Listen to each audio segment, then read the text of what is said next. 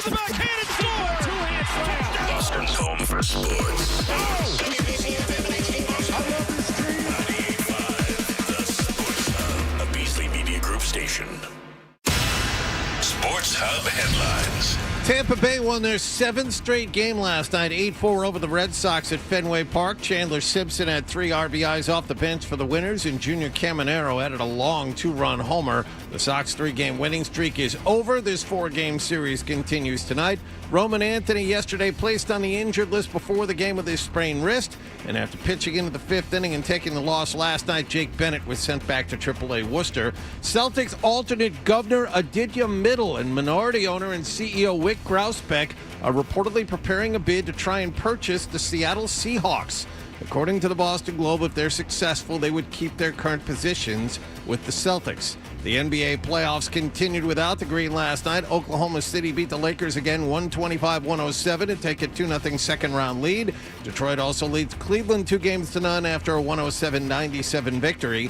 Hockey-wise, Carolina beat Philadelphia 4-1. They lead that playoff series 3-0. San Francisco 49ers free agent wideout Jawan Jennings is signed with Minnesota. And after over 20 years on the job, former Bruin Ted Donato yesterday stepped down as the head hockey coach at Harvard. Sports Hub headlines are brought to you by Boston Prolotherapy. Don't let joint pain keep you off the court, course, or trail. Eliminate that pain with Dr. Franke of Boston Prolotherapy. I'm John Wallach on Boston's Home for Sports, 98.5 The Sports Hub. Your next update at 6:30. The Sports Hub. 3 legendary franchises on one legendary radio station.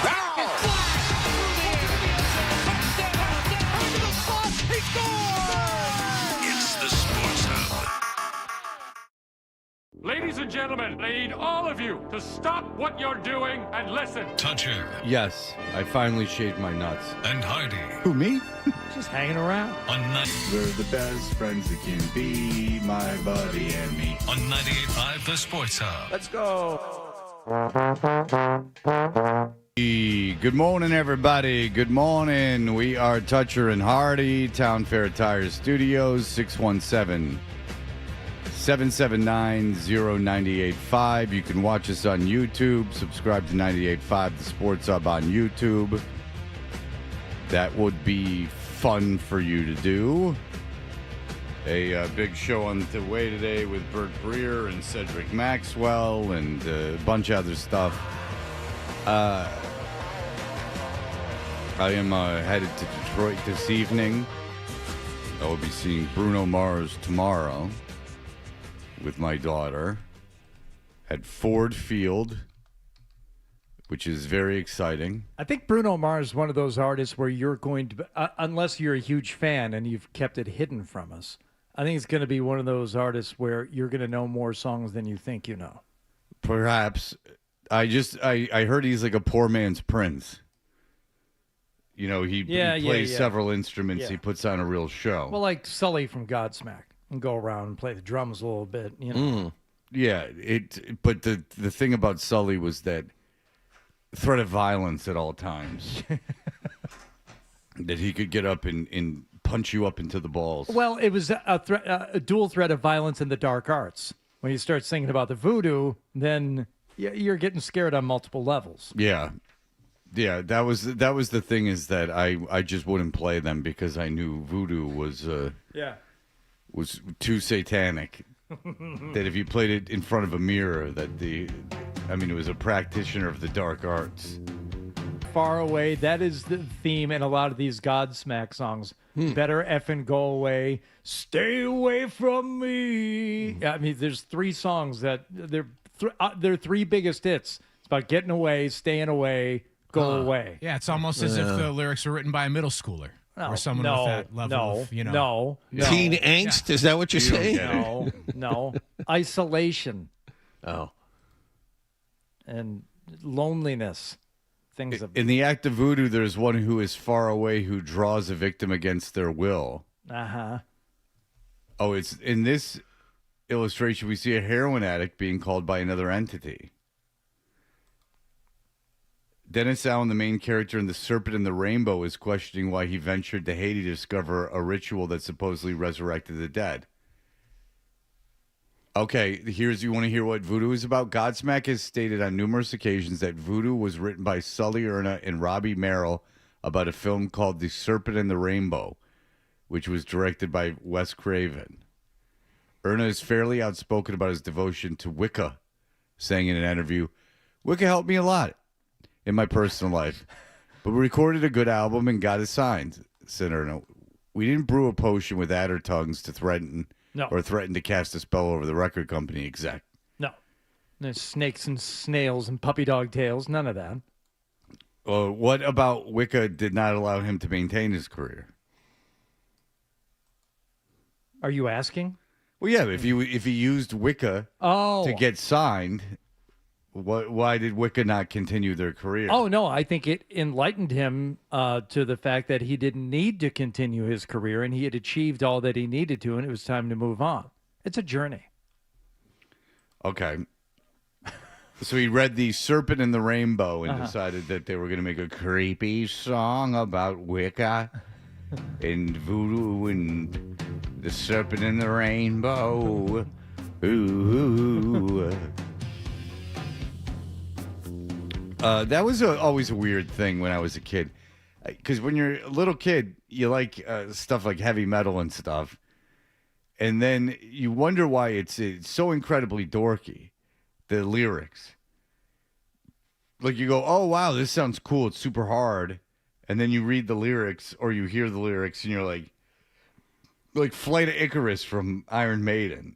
Like I remember when I was like a real little kid, I liked Flight of Icarus by Iron Maiden. It's just so nerdy. You know? Like, even like the cool bands, the ones that, the guys in Led Zeppelin, they weren't nerds growing up. They're singing about Lord of the Rings. And, their lyrics are...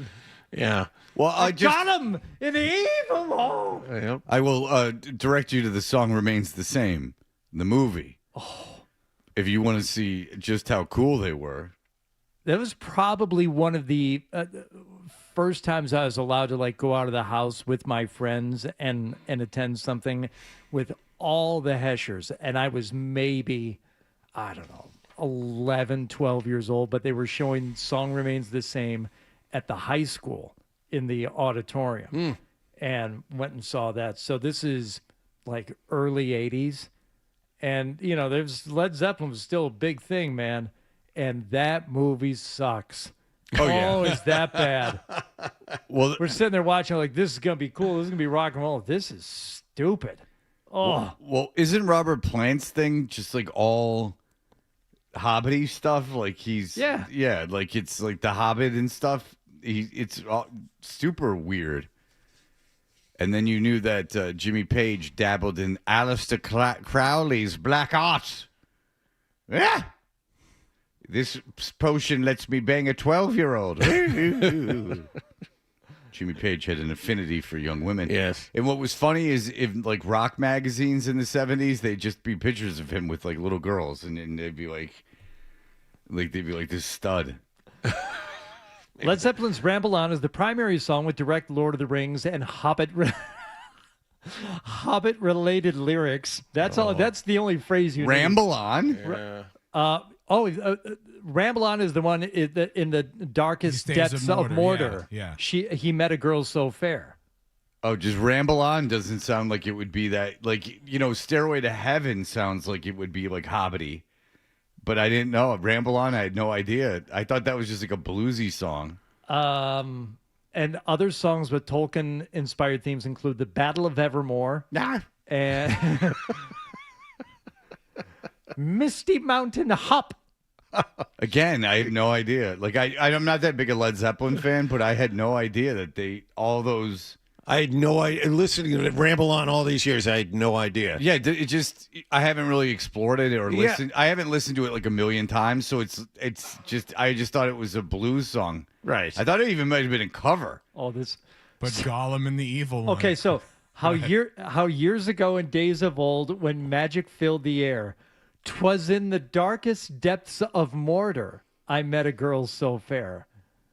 But Gollum and the evil one crept up and slipped away with her, yeah. I would like to interview Robert Plant. How old is he now? He's probably like 80. Yeah. But I would like to interview him because that would be interesting to talk about. Is like you were like super into The Hobbit, like enough where I've always thought about this about bands. Like if you're writing an album and lyrics almost seem thrown together by most bands. Like if you read like books about how lyrics are written, a lot of times the singer will, if the singer's the lyric writer, he'll just like hear the song and like Steven Tyler's example of, and he'll like just go into another room and like write the lyrics. Yeah. Like certainly David Lee Roth like would just go into another room and write the lyrics. Like, it's like a one-day thing. And my point with that is, say you're releasing an album a year and there's 12 songs on the album. That's 12 sets of lyrics you have to write in 365 days. Why is the only inspiration you can get from The Hobbit? Like, you know what I'm saying? Like, they give you this, like, kind of cool blues song, and then you just ruin it with The Hobbit stuff. And why did no one else in the band go, hey, don't you have any ideas of your own? like we love... and of all the ideas to pull. Yeah. Like, we're obviously infatuated with, like, black rhythm and blues, right? Yeah. Like Southern black rhythm and blues, like Delta blues. Yeah.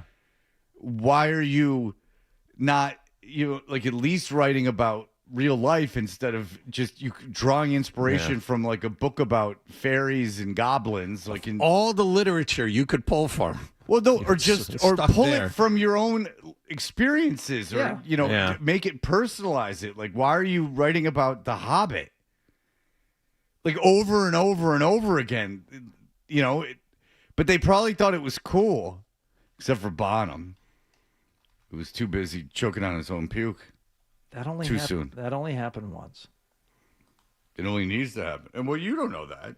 That's true. They could have had to turn him over many times. I'm checking Misty Mountain Hop to see if there's anything. So I'm packing my bags for the Misty Mountains where the spirits go now, over the hills where the spirits fly. Ooh, ooh, ooh, ooh, ooh, ooh. Isn't Misty Mountain Hop like a bluesy kind of song too? I don't know. I don't know either. No, that's... I can pull it up and play it for you, but it's no, it's all right. Yeah. Well, I'm not a huge Led Zeppelin You shouldn't fan. be. They're not good. Well, I don't know if they're terrible. Bottom's like a really good drummer. Oh, Misty Mountain Hop is... yeah, I know the one. It's oh yeah, that's like, but that doesn't sound like that's not a bad song. Walking in the park, yeah. You don't like that song at all? For their, I don't like them, but I guess for their songs, that one's okay. I like that one all right. Yeah, like Kashmir is a good song.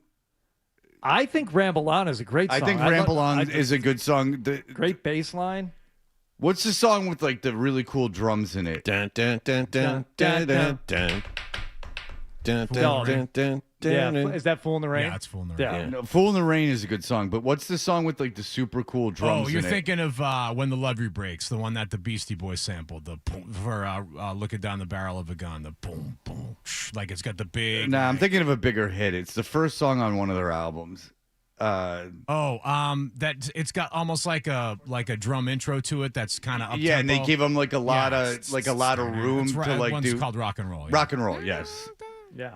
because Rock and Roll I'll listen to just for the drums. Yeah, he has a little cadence. So I don't know what coda at the end there where he plays a little. Huh? What? You're too in the weeds. Good Times, Bad Times. It's a good song. Yeah, like I don't mind Led Zeppelin at all. Communication Breakdown's a good song. Yeah, too, like it's short. Like now, I did try to. I read something that like Physical Graffiti recently, this year probably, that Physical Graffiti was like the greatest album. So I put Physical Graffiti on in my car, and I didn't like anything on Physical Graffiti. But if you gave me like a playlist that did not have Stairway to Heaven on it of like good Led Zeppelin songs, I'd be perfectly content. Now, I never owned an album by Led Zeppelin, nor did I get that into them. But But I don't find them to be. But the only thing that's interesting about them is just how nerdy the lyrics are. According to a listener, Robert Plant went on the Colbert Show and discussed this with him. Oh, that was the meeting of the dorks. I was just going to say Colbert's a massive Lord of the Rings guy. Well, I was You desperate. don't say. Yeah. Yeah, I was desperate to find common ground with my father at a certain point. So I leaned into Dickie Barrett being a big RFK guy in my relationship with Dickie Barrett. I thought that would impress my father. And then I then pivoted to how I find Stephen Colbert not to be funny in the least. I never have, in an effort to find common ground with him. After I asked him if he thought Gutfeld was funny, and then that was going to be a tipping point. Because one thing I know over my dad is my dad has never said a humorous thing in his life. Like literally, quite literally, maybe never said anything remotely humorous. Unless you find sucking teeth humorous. Today's the day they're leaving? Yeah, they're leaving for the airport. Your dad ever tell a joke? No. Not even a dumb like dad joke? He never did that? Oh, no. No. Huh. No. Wow. That's never happening. Dan thinks I'm dumb. Oh. Dan, go ahead. Dan calls all the time. Oh, Freddie, you really stepped in it this morning. There's no fairies in the Lord of the Rings, you big dork. Dork. I apologize. Just orcs and trolls. Idiot. Did you no, you weren't in radio yet at the time. You were still in college when Encomium came out, the tribute to Led Zeppelin. No, I don't know that. So that was 94, I think. 95. So 95, okay. that's the one that had like surprisingly good covers. Like Despite Myself, Hootie and the Blowfish doing Hey Hey What Can I Do? Like that's pretty good. I like the STP cover of Dancing Days. Yeah, on but- that. Oh, yeah, well, we played that. We played the crap out of that, but Cracker's version of Good Times, Bad yeah. Times is okay. That was reason to get that album, for that song alone. And Rollins Band did 4 Sticks. Rollins is so talented. He was so great with Black Flag that everyone insists, and then you know that they don't know anything about music. He liked to fight. That's what people like. They like the old videos of him fighting. Have you ever seen him actually fight, or has it more just been antagonizing? Yeah, it's a better word. Antagonizing. Yeah, I question the whole thing. I mean, that was not a very difficult scene to be. Well, first of all, there were like straight up gangs. I don't know. There were like gangs killing people in that scene. I don't know Rollins' physical prowess. I understand that he, at the time, looked big, but there were guys. I don't know. I could get super dorky with it. I will not do that. But if you listen to the first, like, there's a compilation of like the every Black Flag thing without him before he joined the band. And it's so much better than anything that they ever did with him. When I was a little kid and being introduced to punk rock music, and I like heard a bunch of different bands, and then like Black Flag, you knew the symbol, you knew the name of the band. They were kind of infamous. And then I heard it, and I'm like, ooh, this sucks. And then I heard Fat Mike say the same thing. Rollins is by far the worst singer for Black Flag. And how tough can he be? You guys ass kicked by Al Pacino in Heat. I mean, There you go. I couldn't get 20 minutes into Heat. I tried recently. you got to give it another shot, man. It's long. Do I? It's really long. It's a long movie, Yes. and there's a couple of scenes that drag. I'll give you that. The beginning. Pacino seems almost cartoonish in the beginning. Yeah, it's a bit over the top, but at least the beginning, there's a heist at the beginning. It's not a character study. I mean, they knock off an armored truck. Yes, I saw that, but then I saw Al Pacino, and Al Pacino's like it's a bad character. He's a really obviously a great actor, but it's a really bad character. I just think that because De Niro and Pacino are in it, people are giving it a lot of leeway. In that, I believe that it might even be a good movie. Okay, but it's one. I'll give you an example of something like this. Tone Loc is in it. You didn't get that far to see Tone Loc. So if I would have watched the first episode of The Wire when it came on TV, I would have gone, what the hell am I watching? This is terrible. It's boring. But everyone and a lot of people I respected said this is like the greatest show. Yep. So I sat through the first couple episodes, like made myself do it, and then I absolutely like fell in love with it. But I never would have done that unless people said like how great it is. So my point being, maybe with Heat, just by having Pacino and De Niro in it, you're willing to give it a little bit more time. Yeah. Which I was not, because I was at home. Like if I was in the movie theater, I would have been able to watch the whole thing, obviously. But I was at home and I'm just like, I don't want to do this anymore. I didn't pay for it. It was on some streaming service, and I'm just like, I don't like Al Pacino. There's times where Al Pacino's and stuff where I'm like, he's unbelievable, like Dog Day Afternoon and stuff. And then there's stuff that he's in, and I thought he was good in The Godfather. There's stuff that he's in that I'm like,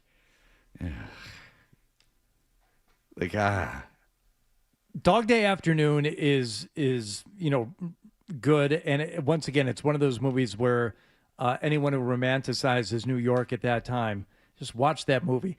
You can smell the city just from your TV screen. It's dirty and sweaty and stinky and smelly. That's fine. The Pacino movie I can't do, and I don't get, and I don't understand why it became part of the zeitgeist. Is Serpico, which I think is because it's funny. I have. It's Sidney Lumet, who is like a great director and a great filmmaker, and I watched this thing and it's like, it's just the era. I don't get it. I'm not the audience. It wasn't for me. How he got to be like a sex symbol based on roles like that will haunt me to the day I die. He was the counter to Elliot Gould and Alan Alda that were sex symbols at the time. Did you ever see The Always Sunny in Philadelphia where they do Serpico? No. Oh, it's Charlie Serpico? Oh, yeah, it's really good. All right. Yeah, Serpico's funny. Like, so the best, and then there's the Al Pacino movie where we talked about this on the air before, where he goes undercover to investigate leather bars, gay leather bars. Oh, yeah. And at the end of it, like his wife like walks into the bathroom and he's looking in the mirror like wearing the leather, like he became which he was fearing, like he became it.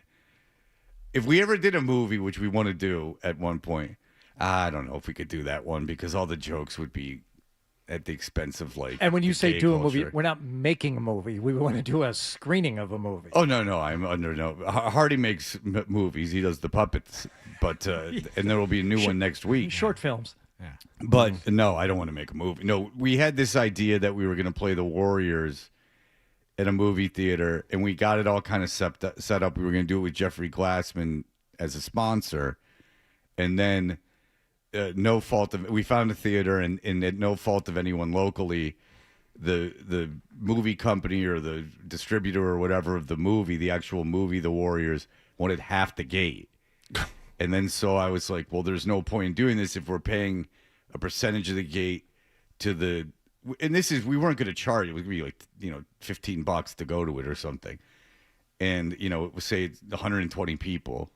And then we're giving half the money to the distributor and a quarter of the money to the theater. I mean, it's going to cost us money. Well, no, but I mean, we would have made a little bit of money, but it's like, I don't want to, I mean, like, I would like to make. No one's trying to get rich off this. In fact, we were very adamant that they did not charge a lot of money. I did not want that kind of pressure. I didn't want people going in saying I spent a lot of money and they played a movie and riffed on it. I wanted it. This is what you're getting. It should be fun. But believe me, this is not like a whole thing. Like we're just dicking around with a movie. If you're a fan of the show, 120 of you might want to see this. And I know other people do it. It's John Worcester does it. People do these things. It's not the most original idea, but with the Warriors, it was kind of organic.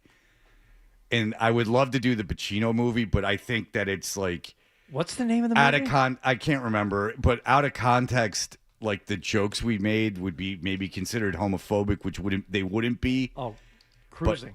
Cruising. It would be more like making fun of the movie for being homophobic, but that would all get lost if someone pulled clips, and believe me, You got to be careful. If we do it, we're gonna do stand and deliver. Finger man. I heard about you. That's another. It could be a problem. Yeah, that could be a problem too. Out of context. Yeah, that's not bad. Well, I'm not worried about that. I'll defend that. You're the finger man. I'm the finger man too. Because that's unfair. Because if you're doing the fingerman voice, that's got nothing to do except him overacting. Yes. Like that just happens to be the voice he's using, but it would be like anything. Like I mean, there's plenty of blood and blood. I mean, there's like a million movies set in that culture that are like really good, not worth ridicule. But Edward James Olmos is so over the top in that thing that it's, that's why it's funny. It has nothing to do with the culture. It could be any culture. It's just he leans into it so hard. And again, there's a lot of flaws in it. Why is the full-on gang guy, not the main character, but his friend, who's like a straight up just killer? Why is he going to the AP math class for a couple days? Why would you even go to school? Something to do. Maybe he was hot for Lupe. It wasn't. Then go to the restaurant and see Lupe. No, that wasn't Lupe. She was top student. Lupe was top student, yeah. No. He wouldn't let her out of the restaurant. I thought Lupe was The pregnant one? the one who just had the summer thing. The two heavy set students. Yeah. That She found was love with pregnant. each other. Yeah, she was pregnant. Yeah, but the restaurant girl was a little mousy. No, but was Lupe the pregnant one? Yeah, so right. So Lupe was the heavy set pregnant one that the guy loved anyway, right? Was she pregnant? Yeah. She was pregnant, 100%. Yes, because that was the thing. The guy was owning up and he was going to be the dad to a kid that wasn't his. Yes, I'm almost positive. All right. Well, we bounced around a lot there, but nonetheless, it's a Friday. We'll be back in just a moment. You're listening to Toucher and Hood.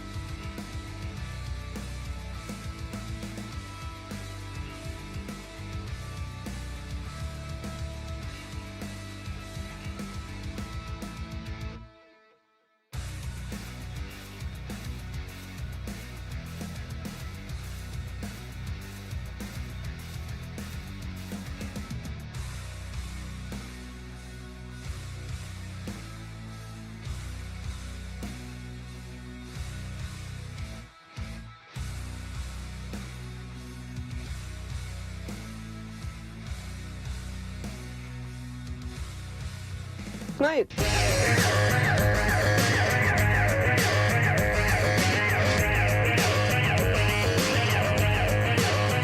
Hey, we are Toucher and Hardy. What happened last night's brought to you by Leonard Hair Transplant Associates, where your hair doesn't have to be a game of what happened. So change your lettuce and change your life with Dr. Matthew Lepresti at 1-800-GET-HAIR. Hardy, what's going down? Red Sox playing the Tampa Bay Rays last night, coming off their sweep of the Detroit Tigers back at Fenway Park. And last night we had, what's his name on the mound? Oh, Bennett. Jake Bennett. Jake Bennett got the start for the Red Sox last night, and Tampa Bay immediately said, oh, all right, well, let's see if we can just get some guys on base and then see what we can do with that. And this is Rays baseball. A bunt, play it home, not in time. And scoring from third is Williamson. Give Mullins great credit. Everybody is safe, and it's 2-0. A lot of this, Fred, from Tampa. A lot of stolen bases, a lot of butting runners over, squeeze bunt there. First run scored on an RBI single, squeeze bunt there, makes it 2-0. Cedric Rafaela says, oh, we can do that too. Rafaela off the glove of Caminero, stays on the infield, and then it goes off the glove of Walls. Heading home and scoring is Story. It's a base running by the Red Sox shortstop. It's 3-1. So there we go. They're back in the ball game there. Tampa Bay finally decided a little later on. I believe this is after Bennett had left the game, John. What inning are we in now? So now we're going. What do you go? 5 1/3, I think. Yes, yesterday. he left it. He left in the 6th. All right. So the things should be okay. You're managing to stay in this one. You're giving up, just base hits. They're having to score runs off of bunts and RBI singles, and then. And look at this. This one is into right, and if it gets by, Abreu picked it up. Simpson is thinking 3. He's coming in to score ahead of him is Williamson, and that speed ends up on third with a triple. Chandler Simpson has no power whatsoever, but steals a ton of bases, and that was an RBI triple down the right field line. He had a 2-run single early in the game and didn't start and wound up with 3 RBIs. Yeah. Guy's knocked in like 8 runs all season. He had 3 last night. That busted the tie in the 6th inning, and then a little insult to injury. Oh, Junior hit that thing hard to center field, and that's Junior Caminero with a laser to center. He jumped all over it. It's 8-4 Rays, and it was loud. Yeah, that was a 450-foot home run over the garage door in center. Oh, yes, that's it was fun. a very, very long home run. Yeah, neat. Yeah. And that was your final from Fenway Park as the Sox fall to 16-22. Rays 25-12 with the win. Yes. You'll be happy to know that that guy Bennett you were just talking about, sent to the minors after that start. Uh-oh. Yeah.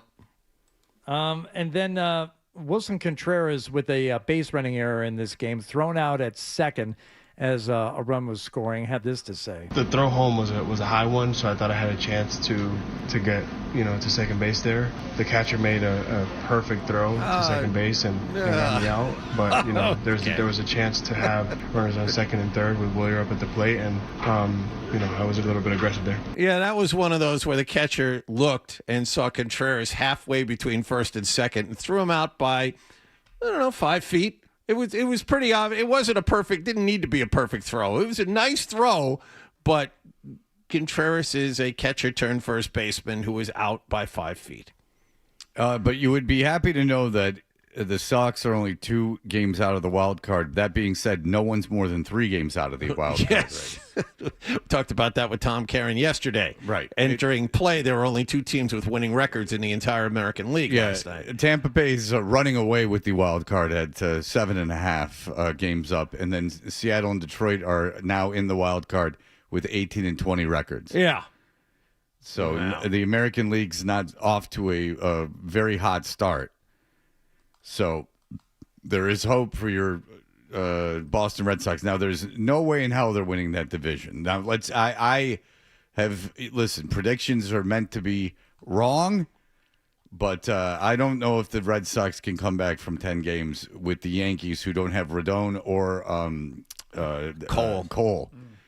Cole, did you see what Cole did in the minor leagues the other day? He's pitching in single A. The only thing I saw is that Cole, it must have been the start before this last one, was not, his velocity wasn't very good. Cole, some minor league kid, some single A kid hit a bullet off him. Might have even been a home run. And the kid comes up the next at bat and Cole drills him with a fastball, right in the chest. Good, teach him a lesson. It was like a 95-mile-an-hour fastball right at the kid. He's like 19 years old. He got lucky, closed his eyes, and hit a major league pitcher. And Cole was pissed. Yeah. So he drilled him the next time up. You should. Good. Let's get to some NBA playoffs as the Detroit Pistons tried to extend their lead. Big left sideline. Into the paint to Asar. Right corner bounce to Duncan Robinson. And he triples. But the pass. Off balance, falling back, and he nailed it. After taking game one against the Cleveland Cavaliers in Detroit once again, Cade Cunningham coming through in the fourth quarter. Cade to the right wing. Cade launches and connects. A big-time long gun goes for Cade, and the Pistons are up 92-87. They would go on to win 107-97 to take a 2-0 series lead. James Harden, 10 points. 3 of 13 shooting, I believe. Yeah, he was a liability. The Pistons shot well last night, and they're going to be very difficult to beat no matter who they play if they shoot like that. James Harden scored 2 points in the second half. That's Harden's 20th career playoff game in which he shot 25% or less from the field. That's what happens when you're a gunslinger. He is something else. That, in case you're wondering, is an NBA record. 20 games. He's played a lot of playoff games. Yes, he has. He's lost a lot of them too. I think that's 25% of all playoff games. If I'm not mistaken, he shot 25% or less. Him and Thompson were getting into it all night. He was no fan of Thompson having his hands all over him.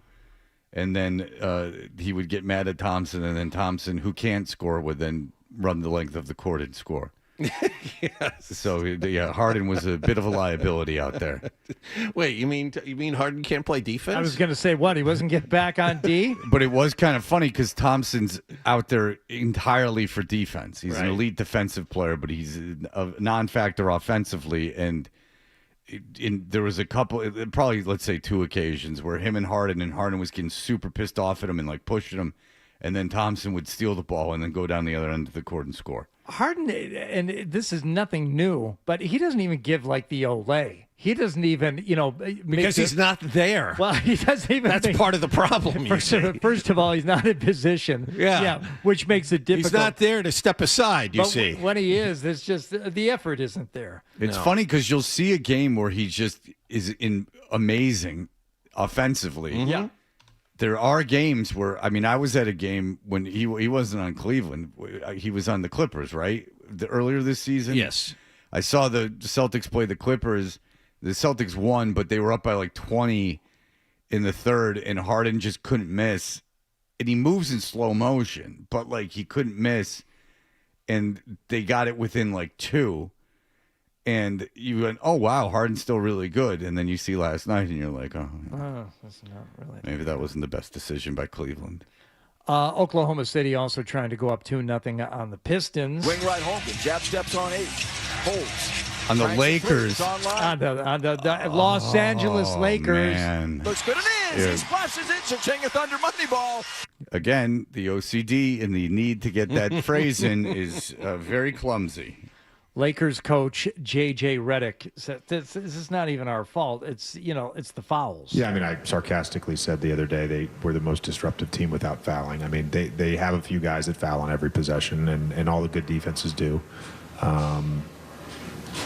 SGA gets like a touch foul, I guess, on the drive. There was a stretch where 4 straight possessions, our guys got absolutely clobbered trying to make an entry pass to Jackson, and Jalen Williams is grabbing his jersey with both arms. Yeah, I feel for him. LeBron James has never gotten a call. He doesn't. They don't call fouls when people are defending LeBron. It's not fair. And that's why they lost 125 to 107 was the lack of calling fouls. They should have called a foul on every possession. Every offensive possession should have had a foul call. Did you see after the game Austin Reeves. They all got in a huddle with the referees and started complaining to them directly after getting blown out by 18. They could pay the referees to try to throw games and lose this series in 5. So they can do whatever they want. Yeah.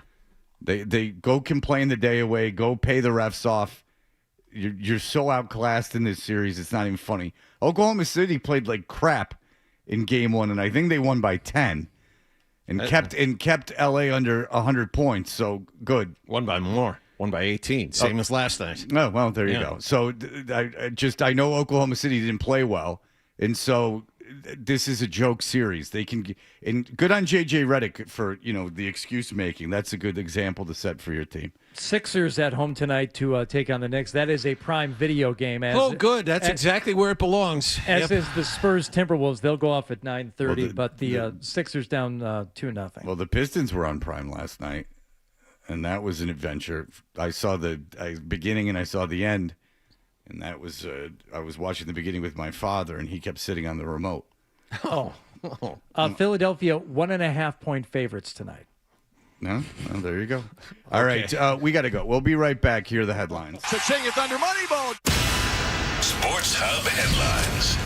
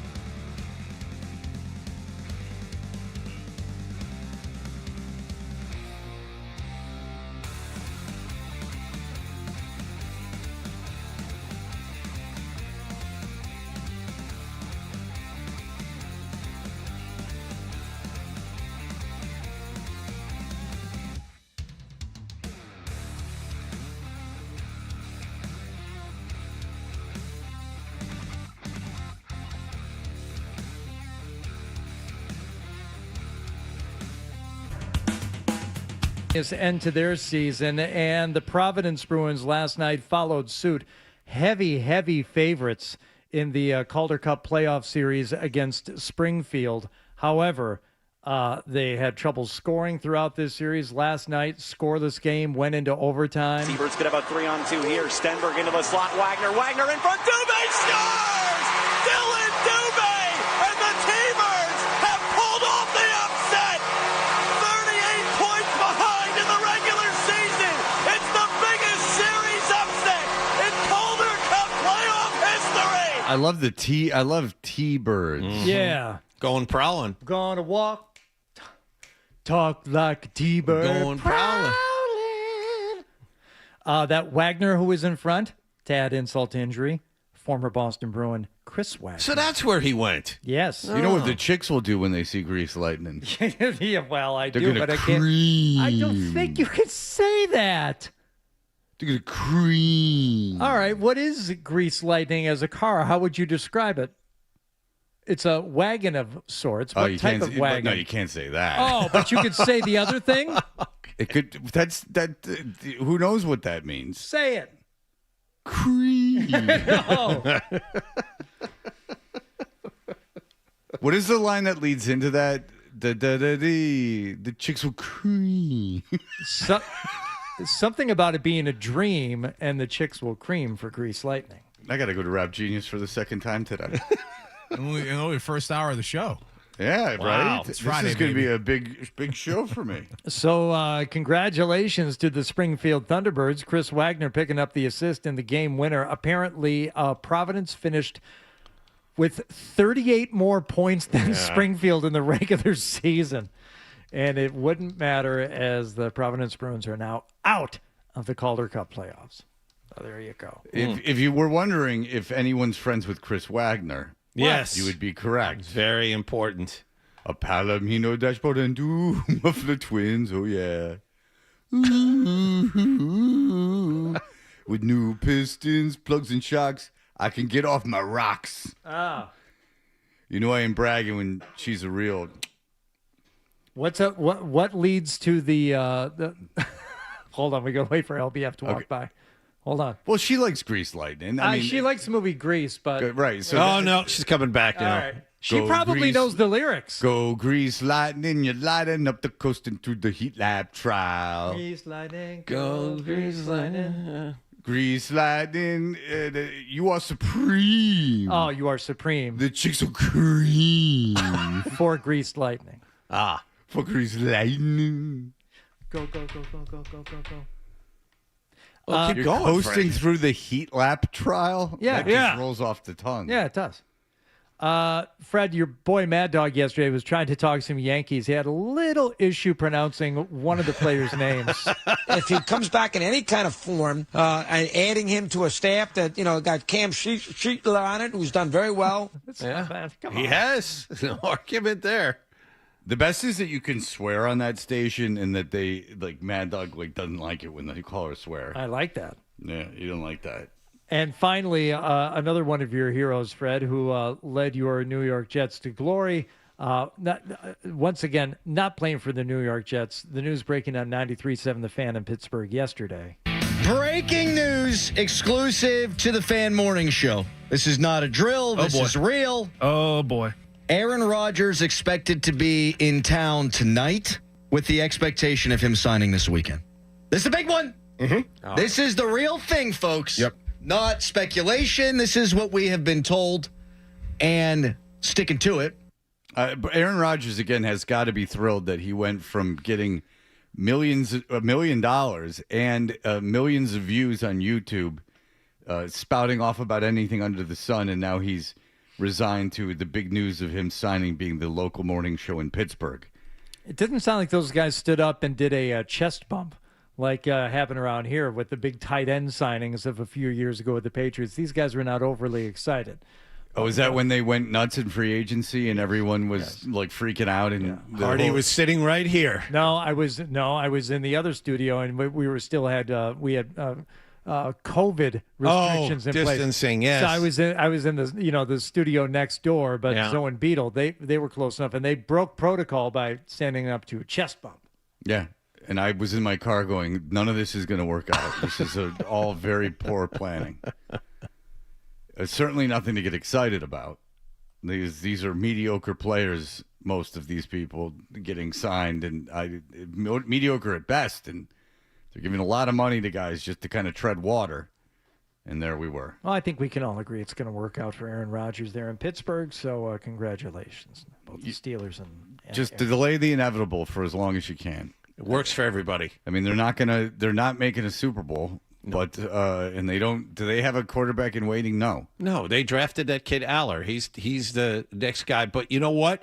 If Pittsburgh tanks this year, they'll draft another quarterback in the first round next year. I'm sure they will. Well, good luck. I mean, they're not tanking this year. I mean, they're going to probably be at least on the fringe of the playoffs. And say Rodgers gets hurt at the age of 40, which is certainly possible again. Then he's older than 40, right? Or is he 40? 40 or 41. But it's certainly possible Rodgers at the age of 40 or whatever he is doesn't finish the season. As a matter of fact, if I'm a Steelers fan, knowing that this is the case and you have no chance of going anywhere, maybe you're half kind of rooting for that. I just don't know what they're building in Pittsburgh. Like, I understand not wanting to tank year after year after year. Like, you have to, like, establish some kind of identity and, like, at least get moving in the right direction. Like, you can't just keep tanking for quarterbacks. But there is, like, I just don't know how they're going to get a quarterback. So, say best case scenario, there's 4 in the draft. I don't know how you're going to maneuver your way up to any of those spots, especially when the Jets have 3 first-round picks. Like, if anyone doesn't want a quarterback that's in the top 4 and the Jets aren't in the top 4, the Jets will leapfrog everyone. So you're really in a bit of a pickle. Say Arizona needs a quarterback, so they're going to have a top 4 pick. I mean, so Tennessee and Vegas, maybe it will be in the top 4. It would be very difficult for Pittsburgh to maneuver their way up there. Unless, according to these mock drafts, someone takes the receiver from Ohio State, even though they need a quarterback, which is what they have. They have Miami taking. I've seen that too. Like Miami taking a receiver with the second pick, and I would think that would be malpractice. Leaving one of those quarterbacks on the table. Leaving Dante Moore or Arch Manning or the kid from Texas. Any of these kids off. That is Arch Manning. No, not Texas. The kid from. I can't remember off the top of my head. There's another kid that's a big prospect. All right. Anyway, we will be back in just a moment. Bert Breer will be joining us. Stay tuned for more Toucher and Hardy on the Sports.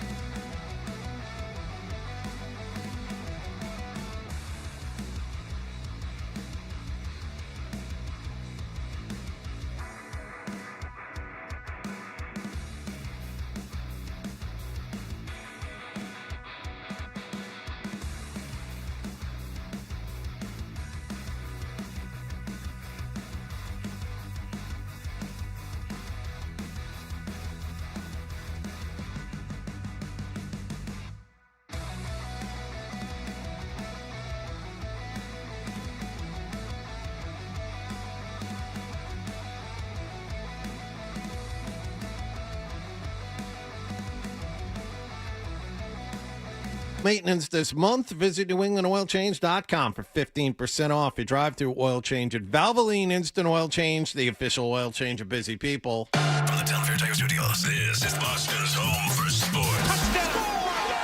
The flagship station of the Patriots, Bruins, the Celtics. WBCFM and HD Boston 98.5, the Sports Hub. Beasley Media Group station celebrating 65 years of broadcasting. Sports Hub headlines. Tampa Bay beat the Red Sox 8-4 at Fenway Park last night in the opener of a 4-game weekend series. Chandler Simpson was on the bench to start, but he came in and had a 2-run single and an RBI triple for the Rays. Lefty Connolly Early will start for the Sox tonight as this series continues. Roman Anthony, meanwhile, was placed on the injured list yesterday with a sprained wrist. For me, where I stand right now, how it's, kind of how it's gone on and the way it's felt over the last few days, when the IL stint is over, I plan to be in that game the next day that I'm off my IL. Jake Bennett pitched into the 6th inning last night. He allowed 4 runs and then was sent back to Worcester after the game was over. Celtics alternate governor Aditya Middle and minority owner and CEO Wick Grausbeck are reportedly preparing a bid to try and purchase the Super Bowl champion Seattle Seahawks. According to the Boston Globe, if they're successful, they would keep their current roles with the Celtics.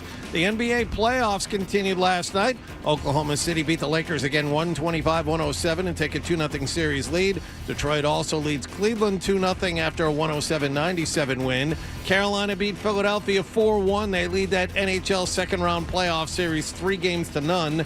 San Francisco 49ers free agent wideout Jawan Jennings has signed a 1-year contract with Minnesota. It's a prize package worth up to $13 million. And in college hockey news, Harvard head coach Ted Donato stepped down yesterday.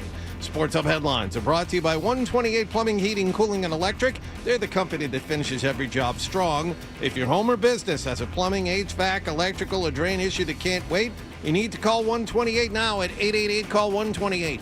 I'm John Wallach on Boston's Home for Sports, 98.5 The Sports Hub. Your next update at 7:30. Listen to it, laugh at it, get mad at it, agree with it, argue about it. It is Boston Sports. Boston Sports. And it is all we do. 98.5 The Sports Hub. IYKYK, which obviously YD. Okay? Dutcher and Hardy, mornings of the Sports Hub. Hey guys, what's up? What's going on? How are you doing? I'm doing great. All right. So, are you familiar with prediction markets? Yeah. Okay. Although I don't really know. Do we know? Does anybody actually know how they work? How is it different than just gambling on a line? I don't know, but apparently people in government are highly involved in these prediction markets, and they're highly involved in the things that are being predicted. So who knows? But I will tell you this, that there is a prediction market out there for Josh McDaniels being the new head coach of the New England Patriots, and that the odds of that have doubled from 13% to 26%, with $373,000 being wagered in the last 2 weeks. This is according to Page 6. There was, information that came out that Rosini and Vrabel were going on a big boat ride. There's some pictures that came from that too, while she was pregnant. Pontoon boat. Now TMZ has said her son was not named Michael after Mike Vrabel. He was named Michael after Michael, her brother. But she did say it was the coach in the best coach player thing. But nonetheless, that plausible deniability, and it doesn't really matter anyway. Does any of this affect? I mean, this story I don't think is going to go away this offseason. And who knows what Rossini's going to do. Again, if I'm Diana Rossini and I want to get back into media, that requires going on, press tours and things like that. And, everyone's going to insist that you talk about this. Yep. There's a big wild card there with Vrabel as far as he knows. And according to the Irish Times, which Bert, is the paper of record, Diana Rossini's about as upset about this breakup with Vrabel as she was with anything else. I don't know if that's true or not, but that's the Irish Times, and go against them at your own peril. But nonetheless, Is if this thing continues, is there any chance that the Patriots are considering getting rid of Mike Vrabel? I would say at this point, it's definitely not in their plans to move on from Mike Vrabel. And, I think if you look at the actions of the Kraft Sports, it's been like, I think it's been a month now, right? Since the photos came out, almost everything has been done in an effort to protect his employment, to protect the team's image. So, I think if it just keeps going the way that it's going right now, which is drips and drabs, and I think to me, the most likely scenario with these pictures coming out, this is just my thought on it, right? But I think the most likely scenario is it's people who are following this story, oh crap, in 2023. Oh yeah, for sure. 100%. I took a picture of Mike Vrabel. I wonder if she's in it too. And oh my God, she's in it. And now I'm going to go to TMZ and see if I can get $20,000 for it, right? Oh yeah, that's exactly what's happening. Yeah, the guys that they rented the boat from said, "Oh yeah, didn't he come rent a boat? I wonder if she was with him."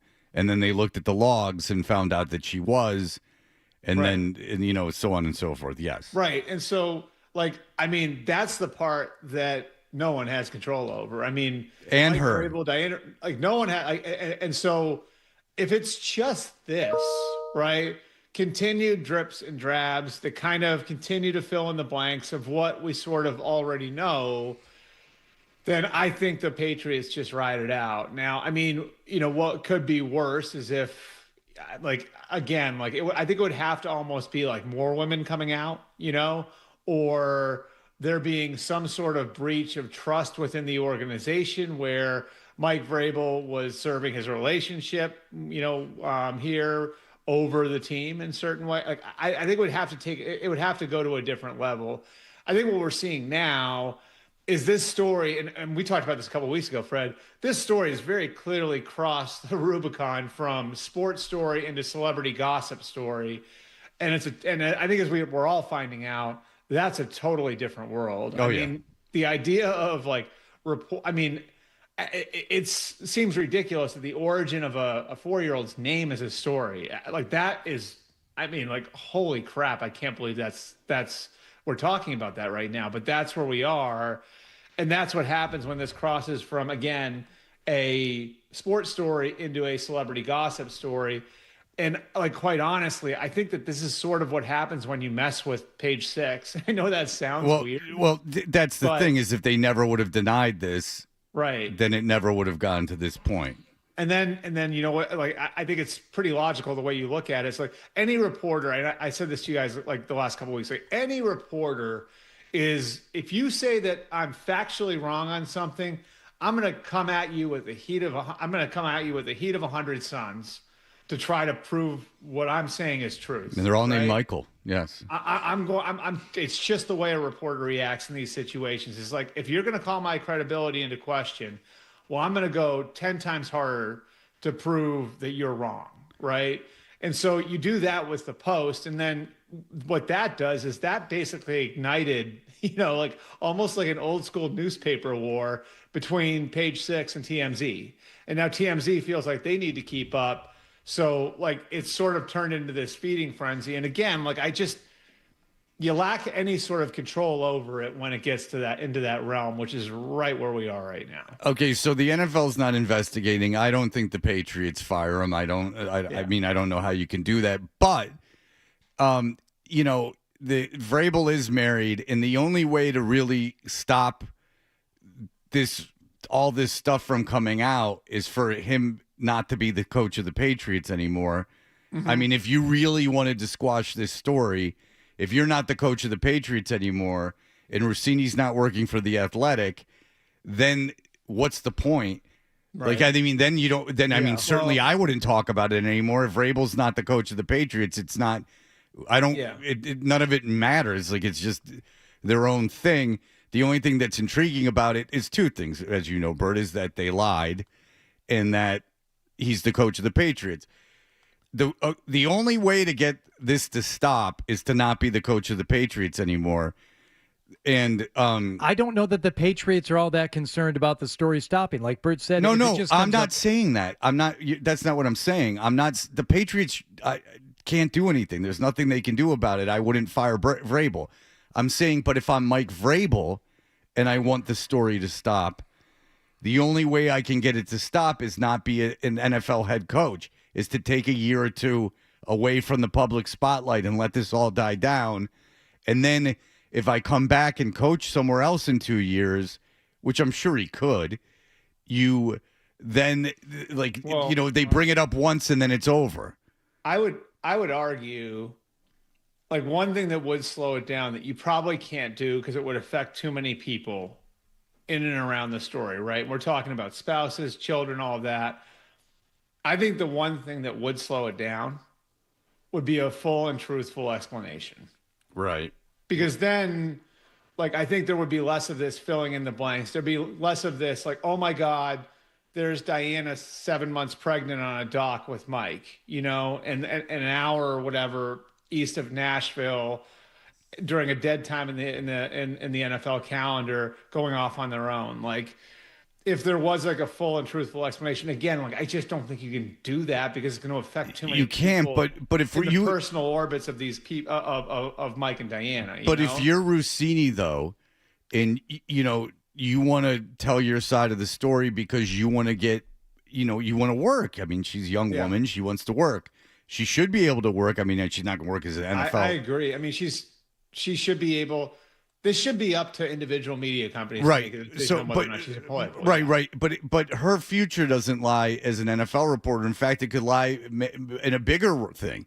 She could be like a personality, and so the thing that if I'm Mike Vrabel that I'm the most concerned about is that if she gets divorced and and she doesn't have this job, she's got nothing to lose. Now, I'm not saying she's going to be vindictive or right. Say anything bad about him, but I mean, she goes on Call Her Daddy or something, like a sympathetic voice, right? And she's like, I don't know what to tell you. I'm madly in love with him. I'm madly in love with him. He like held me like no other man held me. Like for 6 years we were in this passionate relationship. Like I just can't get him out of my head.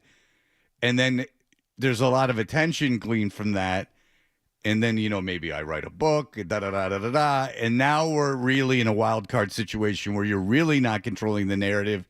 And she can even make herself sympathetic. Like, I was just in love and I can't, you can't control who you fall in love with. And Vrabel's sitting there and he can't say anything. And that's just the thing, is that because look, I don't think there's any way the Patriots even could fire him. I don't even know how you could fire him. And he didn't do anything wrong. But the thing is that if you want it to go away, if you're Mike Vrabel, the only way is to really step away. That's all. Yeah, I mean, well, you can always fire somebody. It's whether or not you can fire him for cause. I just don't think that you can fire him and justify it to the That's the thing, Brett. I don't think there's any way that somebody could come up with a story and vet it accurately and come up with some connection to like Rossini's reporting and how that was influenced or affected by her relationship with Vrabel. Well, certainly not negatively. I mean, if anything, it would help Vrabel. Dug into that though, Hardy. Like, a lot of people have already dug into. Like, did she influence the market on Julio Jones 5 years ago? And like, there's obviously those questions now. A lot of Philly people are upset about the A.J. Brown thing, which I don't think she did. I know the way these things go. And I would just, Fred, to your earlier point about going and kind of opening up that way. Diana is tough and competitive and like a really good reporter. And I say that I have a ton of respect for the job that she did over the course of the last decade, because it's a tough job, and I don't know that she'd be fully, and this is just me talking, but I don't know if she'd be fully willing to give all of that up. And I think if you break the trust of someone and start telling every single thing and all of this stuff that went on, it's going to be really hard to ever be an NFL reporter again. And I know what you're saying, that maybe that's over for her based on everything that's already happened, but she has to be at peace with that being over, because if you do that, like if you go and spill all of this different stuff, right, about all this stuff that happened, that was so far off the record, you can't even like so far off the record, then like you're never going to get somebody to trust you again, you know? Right. And so like that's something that I'm sure she'd have to grapple with as she decides what to do. And that's a really hard thing, you know, because you're talking about giving up something that you've poured a couple decades into building. But you're also more famous completely than pivoting and going in a different direction. Yeah, but you're also more famous than you've ever been by miles, Right. and you can take advantage of that. And from what I've seen from interviews, she loves sending baked goods. And Hardy talked to someone the other day that you tell it, you say it. Yeah, this is funny. This is just last night. I was talking to a friend of mine who didn't know the backstory on Diana Rossini sending us the baked goods after we had goofed on her podcast, and not for anything about her being a woman or anything inappropriate. It was just a lame sports podcast that we goofed on, and she sent us the baked goods saying, "Oh, it's my job to keep the men fed in this industry," and ba.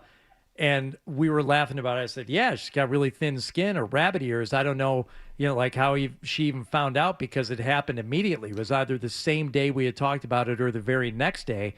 But he said, well, maybe Vrabel told her.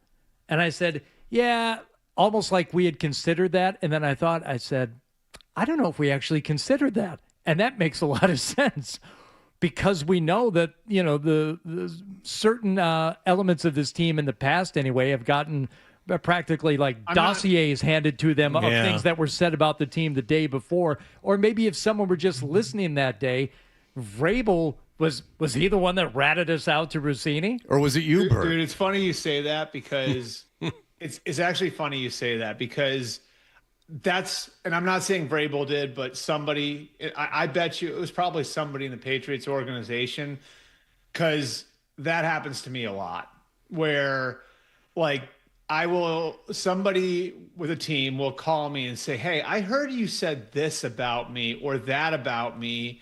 And then I have to kind of rack my brain, like, okay, like what show was I on? And where did I say, oh yeah, like here's where it was. This is what I actually meant by that. You know what I mean? So almost always, Hardy, in circumstances like that one, where somebody hears something that you said about them, right?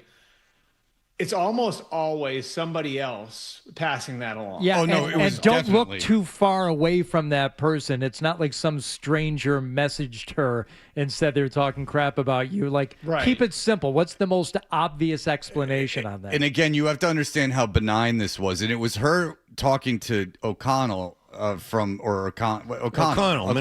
Minnesota.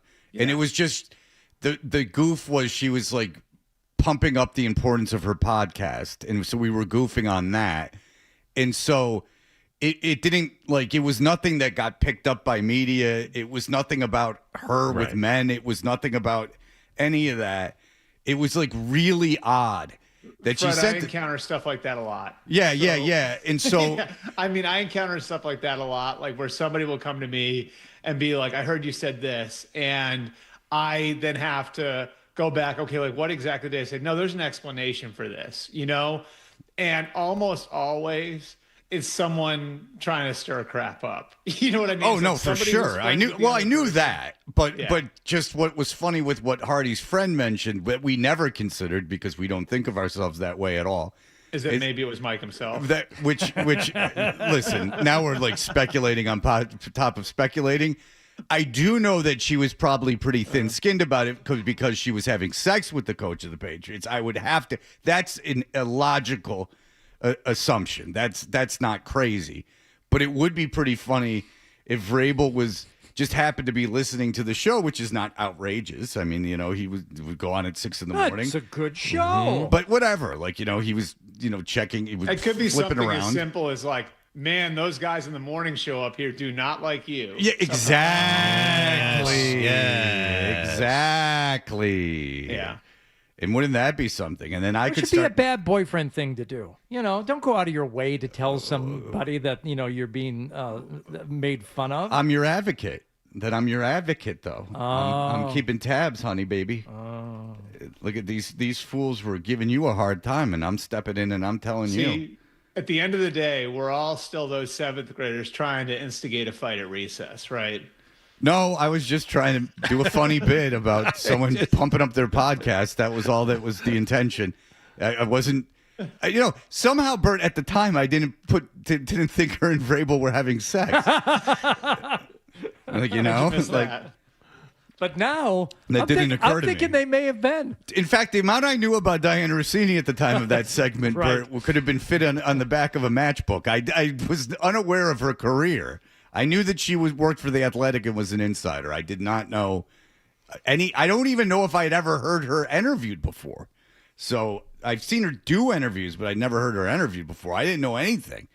And it's not like after we did it, we ran around and went, well. It was just, I didn't know anything about her. Yeah. That's how odd it was.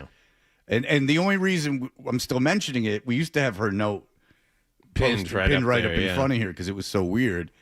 But I mean, now I almost have more respect for her because now I understand, you were having sex with the coach for 6 years. Like, I get it. Like, you're a little thin-skinned about that. Did we lose the note? Is the note gone? I threw it away out of frustration. I'll come get it. I know where it is. You know where it is? Oh, you didn't throw it away. Yeah, I'll get it. Thank you. No, I thought I threw it away. I didn't. I thought that. Did you guys eat the baked goods? I No. did. I did not. I refused. I enjoyed croissant.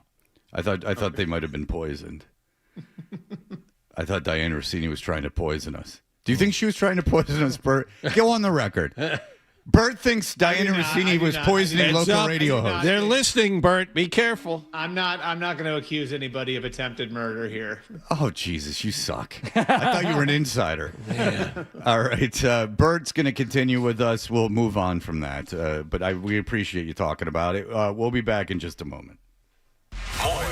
More Toucher and Hardy on the way on the Sport.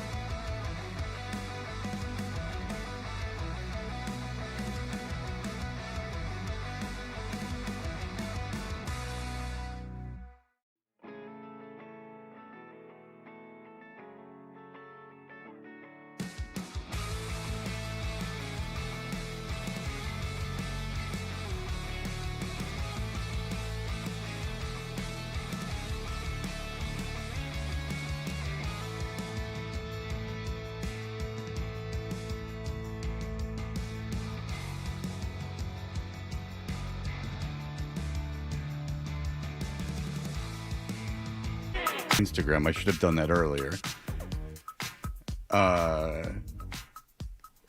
So you guys go. You ask him a question while I do. Trying to go viral, Fred? Yeah. Yep, 100%. We were just talking about Aaron Rodgers before you came on, and apparently the Pittsburgh All Sports radio station broke the news that he was in town to sign his contract. It'll be official by the end of the week. And then we were talking about what's the end game here for Pittsburgh. I mean, Rodgers is going to keep them just out of contention to get a real quarterback for the future. And, I understand they hired the head coach in part to make sure that he would return, but it seems that Pittsburgh is kind of lost here. Well, just judge them by their actions, John. I mean, I think, like, for most of us that saw the way the last couple of years went, it felt like this was the offseason where they should rip the Band-Aid off, right? And it made sense, too, because, Mike Tomlin walking away, maybe this is the time to find your next 30-something head coach the way Chuck Noll and Bill Cowher and Mike Tomlin were all rising young guys when they hired them. And I think the first sign of the way they were going was to hire Mike McCarthy, which told me they don't want to sink to the bottom of the league. They don't want to be bad. And I know that sounds weird saying it that way, but, I don't think ownership, Art Rooney and them had much appetite for, okay, we're going to be 5-12 this year, and we're going to reset, and we've gotten too old, and we're going to hit we're going to hit the button finally and start a rebuild. And then you follow their actions since then, and they signed an almost 30-year-old corner in Jamel Dean. They traded for an almost 30-year-old receiver in Michael Pittman, and they signed a running back, they signed a running back who's going into his 8th year. And I just look at the totality of it, and the totality of where they are tells you, like, we still want to take one more swing, at least one more swing with the core of players, Jalen Ramsey, Cam Hayward, TJ Watt. And so I think the signs were there all along that they knew Aaron Rodgers was probably coming back for another year, and they wanted to give it one more go with the core as presently constituted because they didn't want to sink to the bottom of the league. But they're not going to win a championship. And I think that's the way most of us see it, right? I'm with you, John. I think that's the way most of us see it. But I think that they view this swing at it as better than the alternative. And I think they'd probably known for a while that Aaron was coming back. But the thing is, everybody's so careful around him. Like, no one – I feel like the last couple of years, like, everyone around him is walking on eggshells talking about him because they don't want to be talking for him because that could change his decision-making process. So last year, this year, the Steelers have been very careful in the way that they've talked about this. So, like, I think that they've had an idea this was the way it was going for a while, but they were very, very careful not to talk about it in a way where, talk about it in a way where it seemed like a fait accompli that he was going to come aboard. And again, like the signing of Rico Dowdle at running back, the trade for Michael Pittman at receiver, the signing of Jamel Dean at corner, all those moves tell you that they weren't planning on handing this team over to Will Howard or Mason Rudolph. But they're going to be bad. I mean, we have an example here with the Patriots after they blew all that money in free agency. They just delayed the inevitable. I mean, there were some smart people running that organization. They're going to be bad, and they're going to be bad possibly when there isn't a historically good quarterback class coming in. And that makes me wonder what they're going to do with this Texas Tech quarterback. That makes me wonder. Oh, yeah. Okay, so there's a Texas Tech quarterback that would have possibly been a high first-round pick next year that's Sorsby, does that make sense? Sorsby, Brendan Sorsby. So he's involved in the big gambling probe that's going on, and there's a chance that he's in rehab for gambling now, and there's a chance that he could enter the supplemental draft. And he's a hot name to look for that. Every 10 years, something like this happens. This is like fascinating too, because he's more or less admitted to the wrongdoing already, right? He's in rehab. And for people who don't know, he was at Indiana for 2 years, Cincinnati the last 2 years, transferred to Texas Tech. Texas Tech has a NIL deal with him for $6 million to play this year. And he is admitting to having gambled on Indiana football while he was on the roster, which is like a cardinal sin, of course, in any sport. And so, like the NCAA, I would say like the rules are really black and white on this right now. If you bet on any team at your school, doesn't even have to be the team you're playing on, then you lose your eligibility. So he's hired Jeffrey Kessler, who's like the boogeyman for all the sports leagues, right? To come in and try to expedite a decision from the NCAA here and see if they can negotiate some sort of scenario. And Texas Tech has lawyered up too. If they can negotiate some sort of settlement where he'd either be suspended for 3 games or 6 games, but could still play this year. This kid wants to play college football this year. But it seems like the NCAA is going to have to draw a line in the sand here. And this is going to be a big precedent setter for them. And then he's going to have to make the decision whether or not he fights them in court, which it doesn't seem like very likely that that would be successful because this is so black and white and he already admitted the wrongdoing, or just go into the supplemental draft. And this is a kid who had a chance, if he played well this year, to be a top 5 pick in the 2027 draft. So now if you're the Jets, if you're the Cardinals, if you're the Dolphins, if you're the Browns, teams that kept their powder dry and didn't take a quarterback in the first round this year, do you throw a second-round pick at that? Or if you're the Steelers or, say, the Vikings, do you look at it and say, well, we're going to be picking at the bottom of the round anyway, so, like, let's just throw our first-round pick for next year at it. Like, it's going to be really interesting over the next month and a half to see which way this goes. Yeah, it's always good when this has happened before, if you'll recall. There's been guys, big names taken in the supplemental draft, and some of them have panned out. So it will be interesting to see what happens with this. It's been a while, though, since we had a big name. I mean, Steve Walsh was one in 1990 or 89. And then, like, Bernie Kosar is the most famous one. But, like, I it's been a long time since there was a potential franchise quarterback sitting there in the supplemental draft. Yeah. The rehab that he's doing for the gambling addiction, this Texas Tech quarterback, is it something, Bert, to your knowledge anyway, that he is doing because he truly has like a gambling addiction and this is something he needs to get a handle on, or is this something that he was compelled to do in order to still have a career? Because if it's the former, then that's a bit of a red flag for bringing someone into your organization. For sure. Well, and what does the NFL do about it? You know what I mean? Like, there's the Terrell Pryor precedent from whatever it was, 2011, where the NCAA suspended him for 6 games. He said, "The hell with it. I'm going to go into the supplemental draft." And then the NFL decided to match the NCAA suspension because they wanted to make the point we're not going to be safe harbor for people that have NCAA violations. So in this case, like I don't know how you would match banishment, which I think is what it would be, you know? Yeah.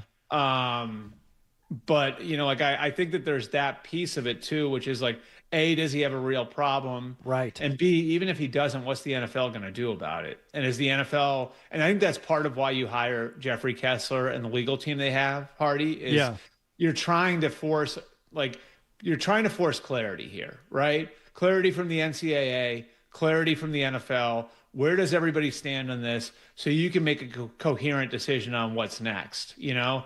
And I'm sure to some degree there is a public relations / image element to going into gambling rehab, you know? My understanding of it is a lot of the bets were, I mean, there was a story out there about how he was gambling. He was sitting at a Cincinnati Reds game, and, you know, piled up like $1,000 in betting on bets on balls and strikes, you know? And so it's stuff like, there was a lot of stuff like that was going on. And obviously all that stuff is very easy to track now through those apps. Mm-hmm. All right. You know what quarterback I was thinking of that I had to look up that I couldn't remember? Remember Dave Brown was taken by the Giants? Right? Was he Duke? Yes, Duke? He was the Duke quarterback. And I just... Yeah. That's the last one I remember being a big deal was Dave Brown. People thought they were brilliant for taking Dave Brown. Yeah. But strangely, I couldn't remember the name. This guy's super interesting. I had an offensive coordinator who I talked to who studied him say to me that, like, the arm talent is, like, similar to Caleb Williams, And I'm going to give you guys a name that settles this off too. Caleb Williams, Patrick Mahomes, Zach Wilson, and say what you will about Zach Wilson, but the arm talent was there, you know, like that's the sort of like ability this guy has now, and he's a big athletic kid. So there's a lot, he's got a lot going for him. He's going to be an interesting study for teams, I think, because I think some teams are going to look at it and say, well, we don't see ourselves picking in the top 10 next year. So let's throw a second round pick at this now. If we get him, then we don't need a quarterback next year, which means we could spend next year's first round pick on another position. Right. Yeah. I mean, do you think this, if you look at how much trade markets switch between the beginning of the day after the draft till the next draft, they swing wildly. I saw mock drafts that had, the kid from Clemson getting taken number 1 right after the draft last year, and he ended up being he's a New York Jet. Yeah. Now it will work out for sure. At least he's in a good environment to coach him up. He's got Frank Reich there, so that will do a guy good. And he can sit behind Russell Wilson, hopefully. Hopefully Russell Wilson signs that deal. I thought they actually turned him down, but they wanted him. Nope. Mr. Unlimited. Mr. Unlimited. Get him in there because they're trying to build culture, and that's the guy you want in there for that. All right. Bert Breer, thank you. A lot of stuff to talk about today. We do appreciate it, and we'll talk to you next week. All right. Thanks for having me, guys. All right. Thank you. We will be back in just a moment here.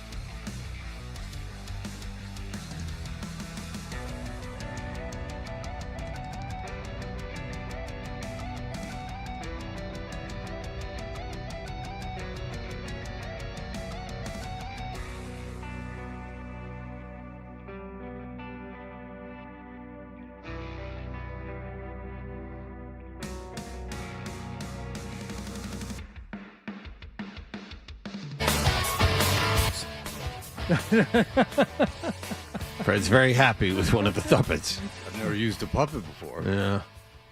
Hi, Fred. You're better looking.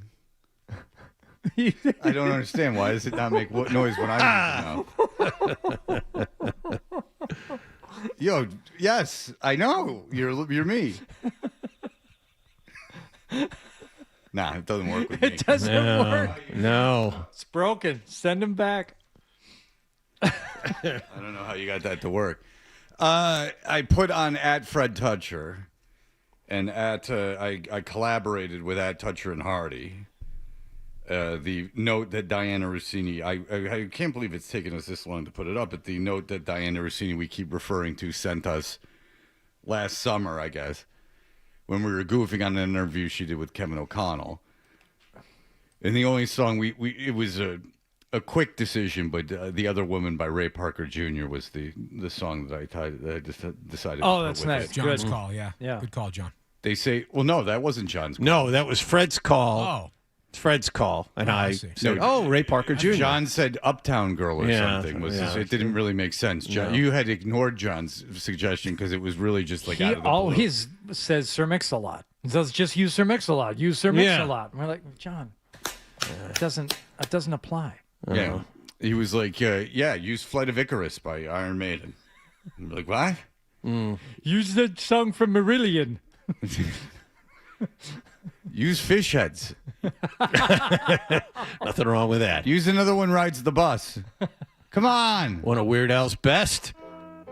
If you don't know, John used to listen to the show Dr. Demento, which is so on brand. You know when you're first like getting to know someone and you make assumptions about them, and then you start asking questions, and then inevitably one of your assumptions rings true. But it's not always an assumption. It's something so over the top that you think this couldn't be true. There's no way you're making a joke, but that ends up being on brand. Well, it's like a hypothesis. It's the glasses, isn't it? That's what leads you to this hypothesis. Well, you just look at John and you go Dungeons and Dragons, and then he's like, yeah, I used to play Dungeons and Dragons, and then you go Dr. Demento, and he's like, yeah, I listened to Dr. Demento, and you're like, all right, you're checking some boxes, and you're like, were you in the band? And he's like, I was in the band. Maybe. Was it a woodwind instrument? Yeah, and just. Well, you wouldn't have guessed that right away. No, I wouldn't have guessed woodwind. No. I would have given you at least saxophone, trumpet. All right. All right. Do they even have those bands at school anymore? My son had a game at St. Sebastian's yesterday. He was at 105 pitches on Saturday. He wasn't throwing nothing. But I went in there, and there were these kids in, like, when I was walking to the field, because, I have to drop my parents off everywhere, like, right in front, because they're 84s. They can't move around like they used to. So, but I was walking, I had to park on the street, and I was walking up to the field, and there were these kids playing music, and they were really good. Because I thought it was people lifting and playing country music, but then it turned out it was the band room, and they had the windows open, and that they were playing, and I was very impressed. Well, you're talking about marching band or performing band at concerts in the spring? What are we talking about? Like, I just didn't know I don't know if my daughter's school or my son's school has an opportunity to play music. Like, I don't know if there's a marching band necessarily. I can tell you there is one at Natick. That's all I can tell you. You got a scholarship? Walking the dog around, the high school like I do most afternoons/evenings. I hear them practicing. That was like a world that I was so unaware of. Mm-hmm. Like the world of the marching band at North Farmington High School. I was completely unawares of what was going on. It's cool when you see it, though. There was a jazz band that played at one of the events I went to last week. Now, I don't know if it was a school jazz band or if it was the Dorchester Boys and Girls Club. That it was, they were the ones hosting the event, but they had like a student jazz band up there. They were good, like they're legitimately playing and sounded like a band that you would hire to come play. Yeah, but the marching bands at schools is like its entire subculture. Like it's its own ecosystem. It's like a biodome of students. Well, at Avondale High School, I can tell you that the football team was just for the kids who weren't good enough to make the marching band. So if you weren't good enough for band, then you just played football. So it was like a historically black college where like the biggest position you can have in the student body is like the drum major. The drum major was, the cock of the walk. Right. The BMOC. Big man on campus. Correct. Okay, because at North Farmington, I could not tell you one person that was in the band. Not because I was cool or anything, just because it was like they kept a very tight unit. Not a lot of outsiders allowed into the band area, from what I gather. It's the way it should be. I also couldn't tell you if we had a soccer team. That's another thing I couldn't tell you. Are you convinced there was soccer in late 80s, early 90s suburban Detroit? There was a soccer team. I know that because my girlfriend in high school, we broke up for a time, and she started dating the goalie of the soccer team. That's the only reason why I was aware we had a soccer team. Did he have a middle part? No, he did not. Because when I went to Rollins, the soccer team was like the big team. And some of my fraternity brothers were on the soccer team. And if you looked at a picture of the soccer team, 90%, those who didn't have curly hair, had fashioned themselves middle parts in Umbro shorts. It was a whole mid-90s, right? That was a big thing in the mid-90s. Well, it was a soccer thing at the middle part. No, it was soccer and Revenge of the Nerds. We didn't have golf, tennis, any of that in my high school. What we did have was a pool at the school. Oh. And so we had a swim team. The swim team and the wrestlers. They were the ones that were the most like off on their own, doing their own thing. Football is so big to where, those guys would do other things. Right. The wrestlers only really wrestled, and the swimmers swam. That was it. Well, swimming requires so much of your time, and it got to be year round. So I can only imagine. Yeah. That just sounds like hell on earth. But I know I had a friend who was on the wrestling team, and the teachers let him dip in class to make weight. To keep his weight down. Because Lord knows, injecting that amount of saliva. Because his name was Mark, and he was a friend of mine. He was a really good guy. But he was like a light wrestler. And I remember when I first transferred into North Farmington, I was like, they're letting you dip? Because I knew him from sports. I'm like, they're letting you dip? And he's like, yeah, I got to make weight. And I'm like, yeah, I know. But they're like letting you use chewing tobacco in class. And he's like, yeah, I'm wrestling team. Yeah. Appetite suppressant. And then I thought about it. I'm like, if I'm the teacher, am I going to tell him not to stop dipping? Do I care enough to go like get that dip out of your mouth? The kid, I've told you, the kid who was a year younger than me when because I did take band, first hour band class, he and I were both drummers, and he would sit back there with me, and he would dip Kodiak and not spit. He just swallowed it. Yeah. And I was 16, 17, which meant he was 15 or 16. Just back there, putting 7:30 in the morning. Our assistant baseball coach used to swallow his own dip and brag about it. And we're like, you're the biggest loser. Like, you've just graduated here and you're assistant coach of the baseball team and you're swallowing your own dips and you're trying to tell us that you're cool. Yeah. There's a lot of flaws to that argument. You're going to have a hole in your stomach by the time you're 22. Well, and also you're like 20 and the assistant coach of your ex-high school's baseball team. Like, this isn't, you're not a rock star here. Now, if he was cool, no one would have had a problem. But he bopped around like he was like a hot S. And we're like, no. Decidedly not hot ass. No. Like a job at McDonald's down the street would be way cooler than you. I don't even know if you're making any money, and this ain't gonna lead to nothing. So here we are. Yeah, he was a dick, and we were like, dude, you're like 2 years older than us. What's your deal? And like, I'm not sure I knew you when you went here. All right. Anyway, we'll be back. Tyler Milliken. I don't know anything about this, but Tyler Milliken apparently told a story from his personal life that is worth investigating, and we will have that for you in just a moment.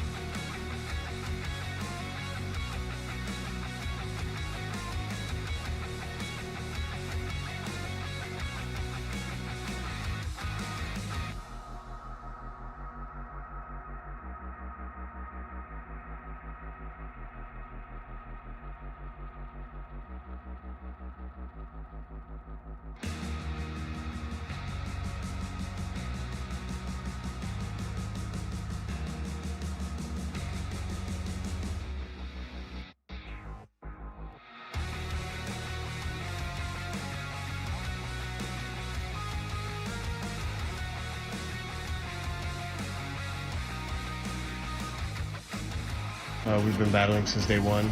Things have gotten better as the season has gone on, and we're going to keep getting better. Junior Caminero hit a long 2-run homer for the Rays, and Chandler Simpson added 3 RBIs. Connolly Early will pitch against the Rays tonight. Sox also yesterday placed Roman Anthony on the injured list with a sprained wrist.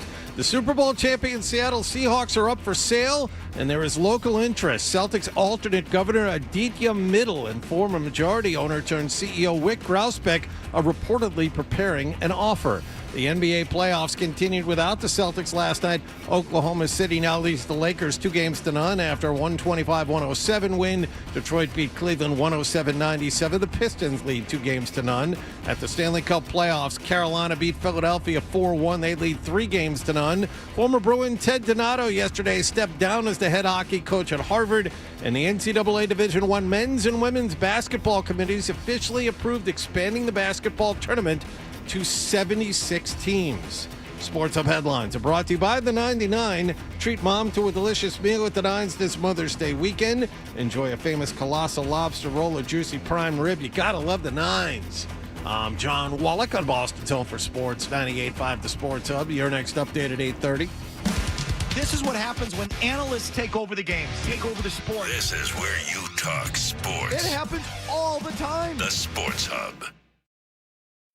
And now, back to Toucher and Hardy on the... Around here, Tyler Milliken's cousin's cousin, who we've not seen Tyler Milliken's cousin in a little bit.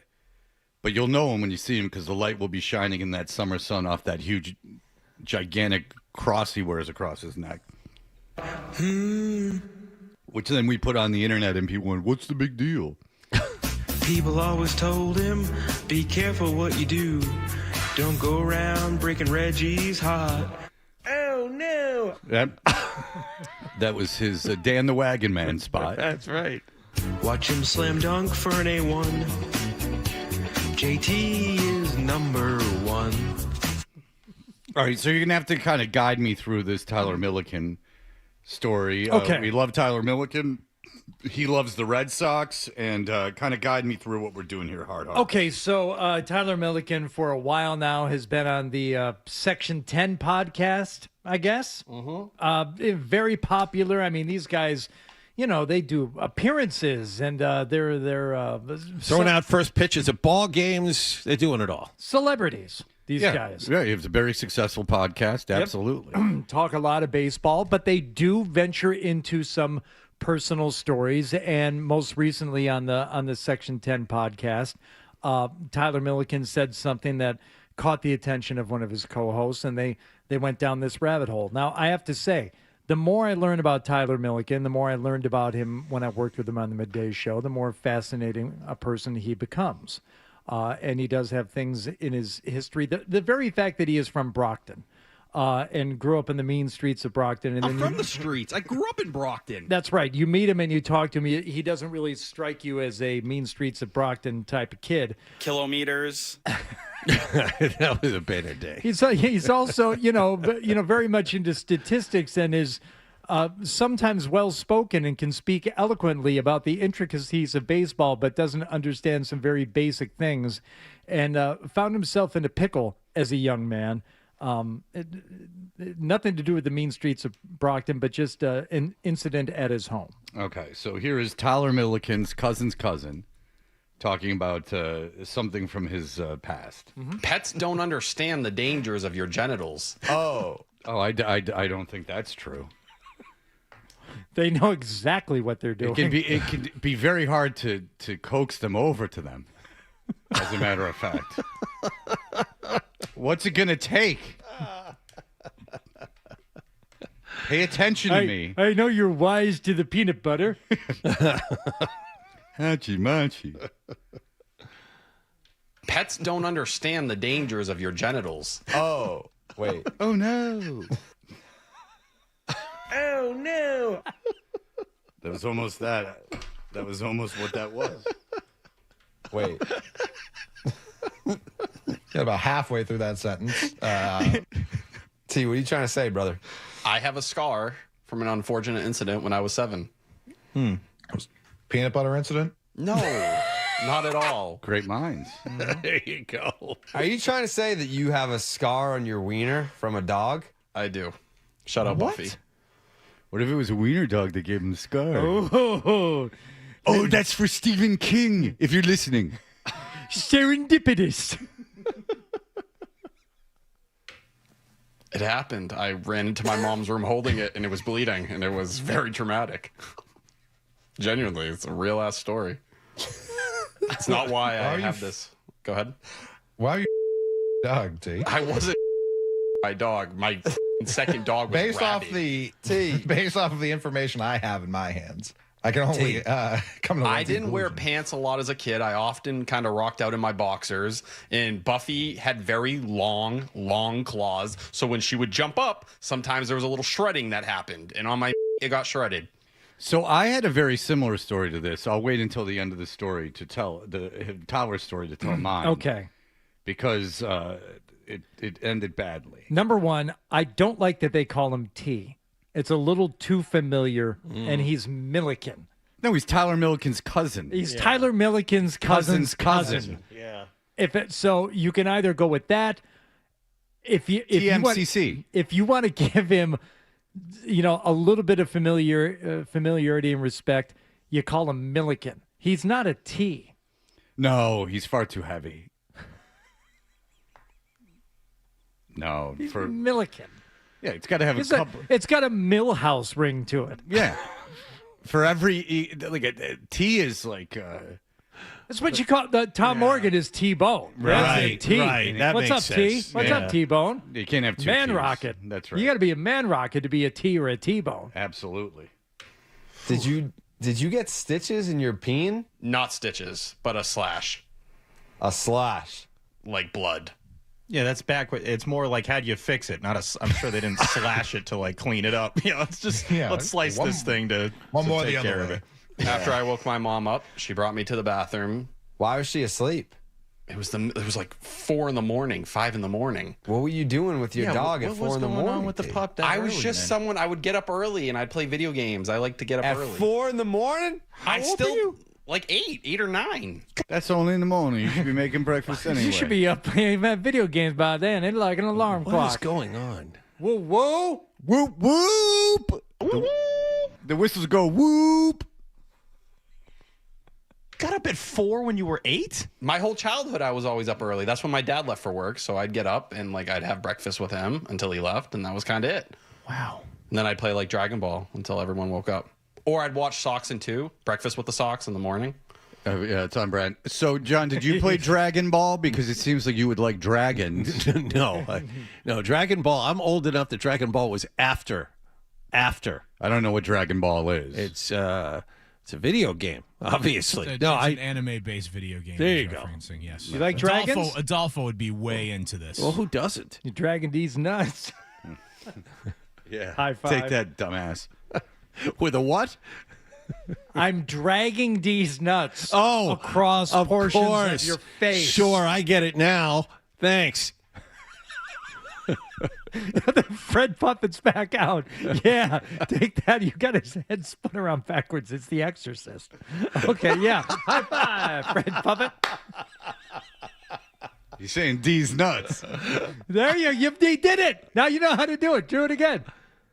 D's nuts. No, you gotta sync it up. You need a master puppeteer like Hardy to pull that off. That's I don't pretend to be that. All right, here we go. We continue. And your dog, maybe. I didn't. My dog. Nobody's around, so what I do with my dog, no one Just knows. the two of us. The Neosporin did wonders. Stay between us. So there is a scar or there isn't? There is.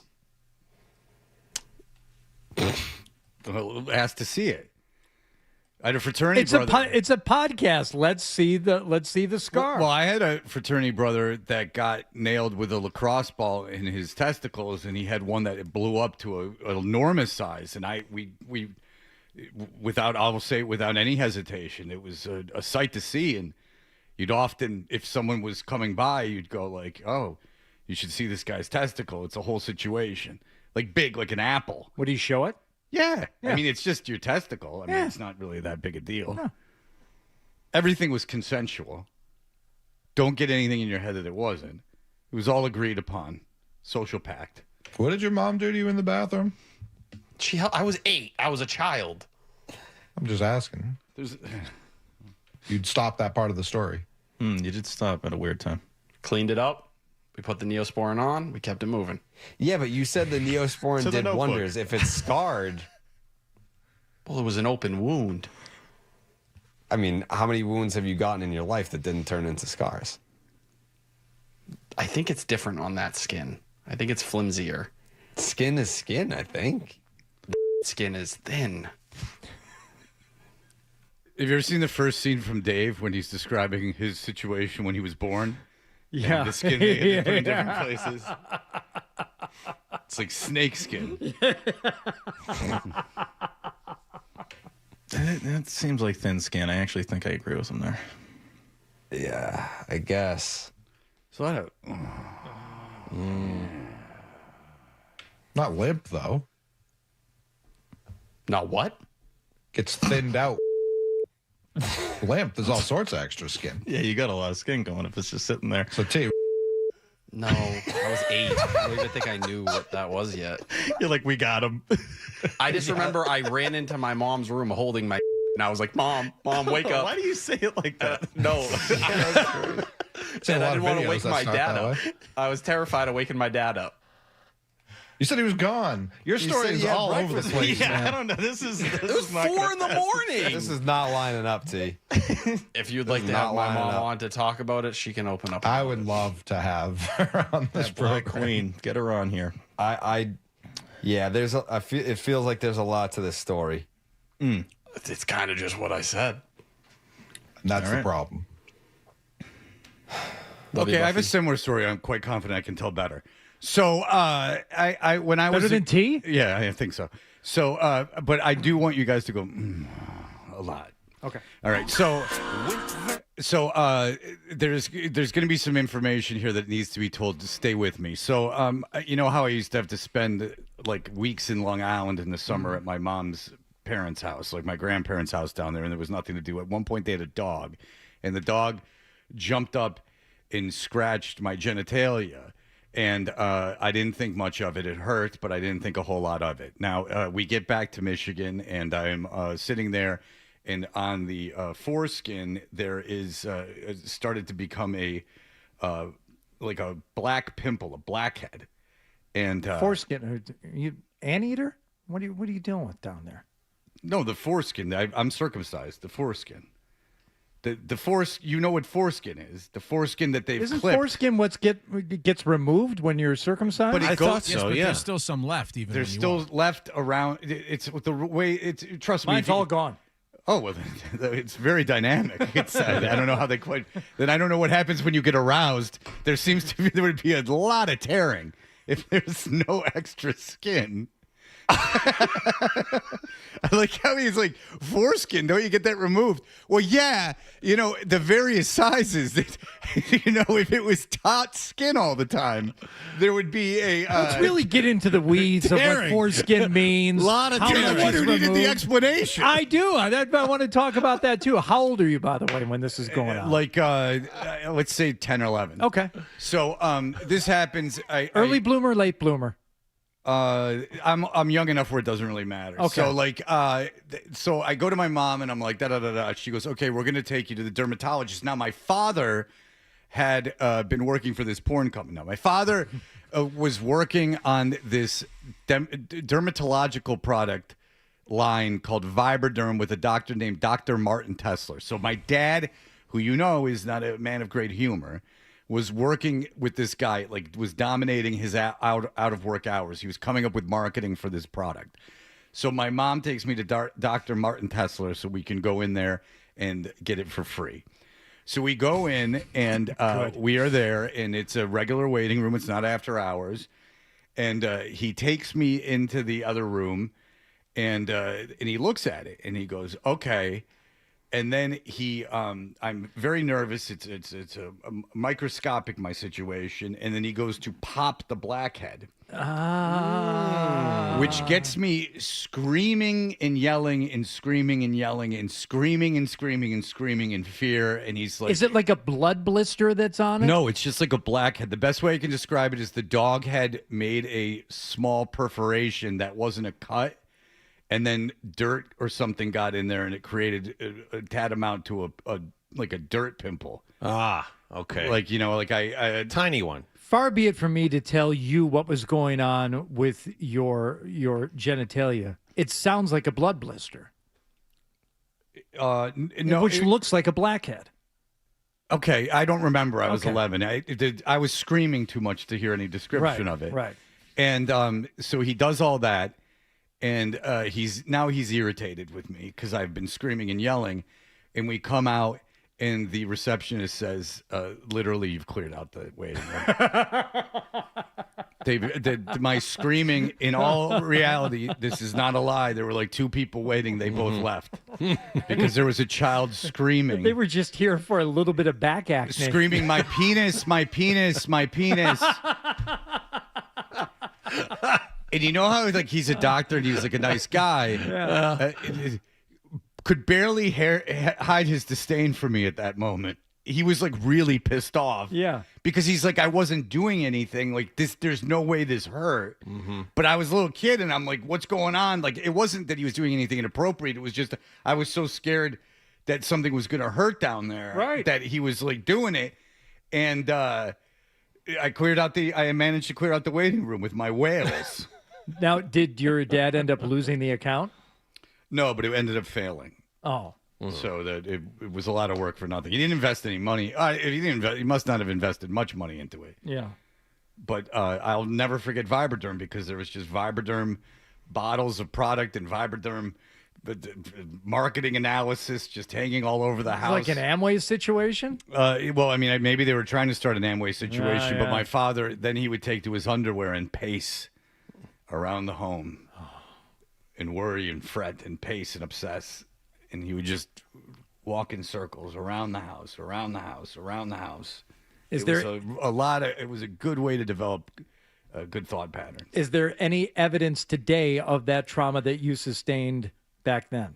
If you look close enough, Let me which see. I haven't well, right now I will. it would be you need a microscope, but there is a small like indentation. Oh, yeah, but it's on the foreskin, so it's kind of ribbed. Hardy, I Oh have yeah, a girls jeweler's are like, link. woof. Well, I don't know what you're doing down there, but it's working. You're like, wow, this is you're doing something right, and I'm like, yeah, baby. I'm like, that's herpes. It's the way herpes feels. All right, very good. There you go. Tyler Milken's cousin had a similar injury to mine. It seems like his was much worse. Cedric Maxwell will join us. I'm guessing this is his last time he's joining with us this season, so we'll have to get that. It's a sad day, but we will power through.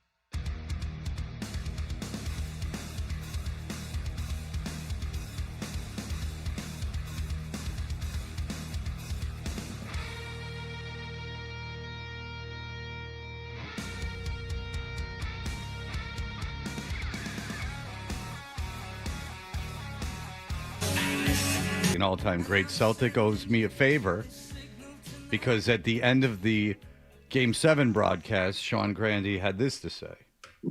Want to get too far into it, and thanking you guys because all your friends on the morning show will, make a story out of it. So there you go. He shut up because of me. You're welcome, Cedric. Oh, okay. So I owe you a solid then. Okay. Yes, you do. All this ridiculing has finally paid off in your favor. I got you. Those guys in the morning show. Those guys, not you, but those guys. No, it's basically me, to be fair, to get them off the hook. Cedric, but one thing that Sean did say is he said that, but I do want to talk about this. Like all year, it was kind of like this thing like, oh, yeah, it's a gap year. Everyone said it's a gap year. Look at them now. They're so good. They're so good. They're so good. Then they lose Game 7, and he literally goes, they were playing with house money. So it just was such a turn. Like you can't have it both ways, right? That's what you're saying. Yeah, I mean, it's like so egregious. Like I had to bring it up. Like it's like you can't do something all year and then when they lose, go, I didn't mean any of it. It was just house money. You were making fun of people for saying it. You weren't good. Now all of a sudden they're not good because they lost Game 7. I mean, I did find that intellectually dishonest. Well, I think that, everybody wants to kind of get on another page and turn the page. And I think that's what Sean did once the season was over.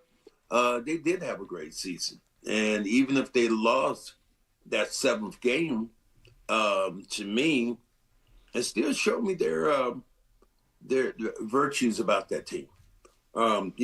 Think about Game 7, you go in and I'm sitting there, they say, Tatum's not playing tonight. And you were looking going, what? He's not playing tonight. So the Celtics had yet another opportunity to lay down and lose a game. They got down early. They battled to get back and had a legitimate chance at the end of that game to win it. So you give them a bunch of credit, but at the same time, there were a lot of things which didn't go as well as you thought they would have gone. Okay, let's take them, I guess, in chronological order, starting with Max, Jason Tatum not playing. Based on what was said on Friday, how surprised were you when it was announced he wasn't going to be playing that night? I was shocked, really. I did not know the severity of it. I think that Sean had spoken to Joe and asked him on the plane. He said, what was up? He said, well, he was warming up on the bike, and at that point, the game was all but over in Philly, and decided not to put him back in. So I was under the assumption that, it's fine. But once it got to the game and they explained that his knee was there was some soreness in the knee. And one thing you can do if you're a player right now, people are more cautious because they start thinking about what happened with Kevin Durant. Soreness in the knee, put more stress on the other leg, and then end up blowing out his Achilles. So I think the Celtics were just very cautious about where they were going with Tatum. Okay, so cautious, and there's been some discussion back and forth as to whether or not it was his decision, the team's decision. Let's say it was a mutual decision. Then another decision is made for the starting lineup. So once again, I'll ask you, Max, how surprised were you when you saw out on the floor, not Jaylen Brown and Derek White, but Shireman and Harper and Luka Garza to start the game? That really didn't surprise me at all, in the fact that I look at Joe Mazzulla in the first game of the season. He said, Max, what I'm going to do is I'm going to muck this thing up. He saw these last couple of games with the 76ers, Celtics not playing good, not playing well, getting off to a good start. So he decided to flip the script. You don't want to keep banging your head against the wall when people said, play Garza, play Shireman. He did that. He got a start out of them, and they did not score the ball. There was, I think, 5 or 6 guys who didn't score in that particular game. So his strategy to change things up just went off the rails, and he reverted back to playing these other guys. Yeah. Do you think Game 7 is the appropriate time to shake things up like that for the first time? Yes, I do. When you think about you up 3-1 and you see things going poorly, you don't go, okay, 3-2, 3 up. And then I think at that point, that was a feel for the coach. And I don't think that anybody's going to question Joe Mazzulla about what he feels about his team and them trying to get a jump start. So, but in hindsight, it did not work. No, it did not work. Okay, because Forsberg wouldn't admit that. Forsberg was still saying that it worked. But so you're saying you understand why he did it. In hindsight, it didn't work, which is a logical thing to say. Yes. Yeah, yes, Forsberg would not get off that it didn't work. He was all about, well, Pritchard. What if Pritchard makes that corner 3? Then it would have worked. They were right there. Because if your opinion is that he needed to change things up, so that's your opinion. That's fine. In hindsight, it didn't work. Is what a logical person would admit. Well, I think his opinion was his opinion, and if you were looking at it from a basketball standpoint, yes, you did have to change some things up because what the 76ers were doing. You wanted to put a little bit more pressure, having Garza out there. See if you could bang maybe Embiid off the box, get him off the box. It didn't work. So Joe quickly changed his strategy and went back to something else. And that's what coaches do. Good coaches do. They adjust. They try to make adjustments. So I don't have any problem about how Joe changed it around. Was I surprised to see him out there? I think, I was a little surprised, the guys who stepped out on the floor. But at the same time, it didn't surprise me about his strategy to change things up. Now that we're in the offseason, Max. Let's do this real quick. Okay. Jaylen Brown did a thing, did a live stream after Game 7. He did it on Sunday, and he said that this was his favorite season as a Celtic. What did you read into that? What did you think of that statement? I know a bunch of people have said that, talked about that. I had no problem with it. I think he was talking about his favorite season because he looked at the people who were around him. He looked at people like John Wallach, who said this is going to be a year where the Celtics weren't even going to, make the playoffs. So he was wrong. A bunch of people said that. And he looked at, and what they did, they surprised everybody, me and everybody else, because the first 3 games of the season, I think they were 0-3, and you're like, well, we'll be home early. This is over. They're not even going to make the playoffs. And then they turned it around, and then they start winning game after game, and they got multiple guys to play well. And Jaylen Brown really carried this team. So I didn't see anything that he was slapping at anybody. He just said it was, for him, he said it's one of my favorite years, regardless of what everybody else might think. What about the idea that it was his favorite year because Tatum wasn't there for most of the year? No, I didn't look at it that way. Okay. I think he said it was his favorite year. Now, his favorite year and his opinion about what he wanted to do, that was his. So I didn't have a problem with it. I don't think that he was kicking at Tatum because he wasn't there. He wanted Tatum to be there if you were going to win games. As a matter of fact, when Tatum came back, the day that Tatum came back, I remember walking up to Jaylen. I said, you're responsible for Tatum coming back right now. Because if they hadn't played really well enough to be in the hunt for the playoffs, you weren't bringing Tatum back. So, and Jaylen kind of nodded that. We dapped each other up. So I don't think he had any animosity towards Tatum coming back. I just wanted to know, Max, now that they're trying to put the controversy behind them, what do you think this roster's biggest need is? What does Brad have to do? Can I just ask one more question about Jaylen Brown? What's the controversy, John? I want to answer this question. What is the controversy? The controversy was what Fred was just discussing, and you have put that controversy to bed, and I was trying to move away from that. Well, Max, I did want to ask you this because you know him, and I do think this is unfair. I do have an opinion on this, and I think it's completely unfair. So Tracy McGrady, who apparently is friends with Jaylen Brown, I don't know anything about it. He said Jaylen Brown's frustrated. Then he goes on to just go, Jaylen Brown had a great season. Jaylen Brown was a great leader. He doesn't say anything about him being frustrated. Then Brad Stevens comes out and says, I don't think he's frustrated. I have a great relationship. Then Jaylen Brown comes out and says, I can tell you, double down, I'm not frustrated. Is Jaylen Brown frustrated? I'm willing to go with there being no evidence in the two main parties saying that no one's frustrated. Is Jaylen Brown frustrated? Have you heard that? I have not heard that at all. Matter of fact, I was on Shannon Sharp's show the other day, lately on Big Time, and name dropping. And I was on that show late at night, and they were asking me about that. They said, boy, they're just peeing all over Jaylen Brown. I said, well, wait a minute. I said, they gave him $350 million. If you want to pee on me, give me a ring. Give me a Yep. I'm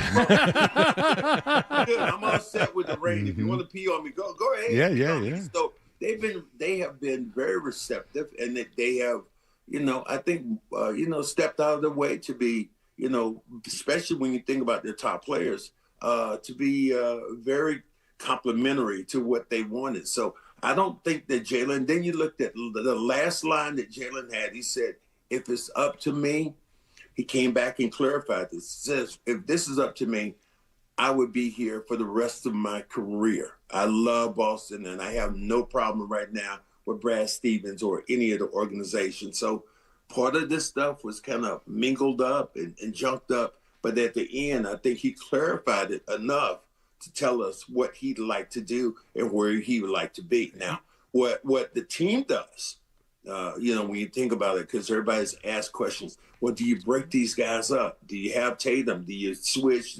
I think you still have a team that is championship driven, and I think they're a couple of pieces away. Now that they've gotten under the salary cap, you can start rebooting, and you can bring in other players. If there was one thing that disappointed me, it was really, I think, the Vukovic trade, because of course that never worked out.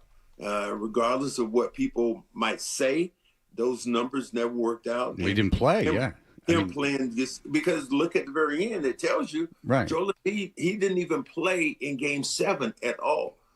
So if you went to look at one thing that maybe could have been different, and you think about it this way, what happens if you have Simons, who was a dead red three-point shooter, right, and you don't make that trade? So there's a bunch of things you can look at and muddle up, but that particular thing did not work for the Celtics the way I thought it would. I thought Vooch would come in and he would be a consistent provider, especially on the defensive and offensive end. That never happened. He never got comfortable here in Boston. Well, it certainly made sense when they did it. But I just want to go back to, like, your conversation with Shannon Sharp. How much do you pay? No, I'm just kidding.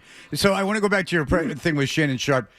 Like, what you kind of talked about it, but, like, what are people talking about when they say he's frustrated? I mean, like you said, they made him the highest paid player in the NBA when that opportunity arose. Yeah. I can't imagine they treat him poorly. I have to imagine that they treat him with a great deal of respect, like stars in the NBA get treated. Yes. Yes. So, like, where is this narrative?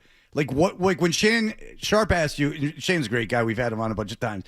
When you ask, like, what's he talking about? Like, why are people saying that? I think they're saying that because you look at little tidbits. You look at Tracy McGrady that says, I'm one of his, I'm a close friend of his, and I talked to him, and he seems to be frustrated. So you hear the outside noise. Until we heard from Jaylen Brown put a punctuation mark at the very end of that by saying, this is how I feel about Boston, this is my relationship with Brad Stevens, then I think we really got the final say in it.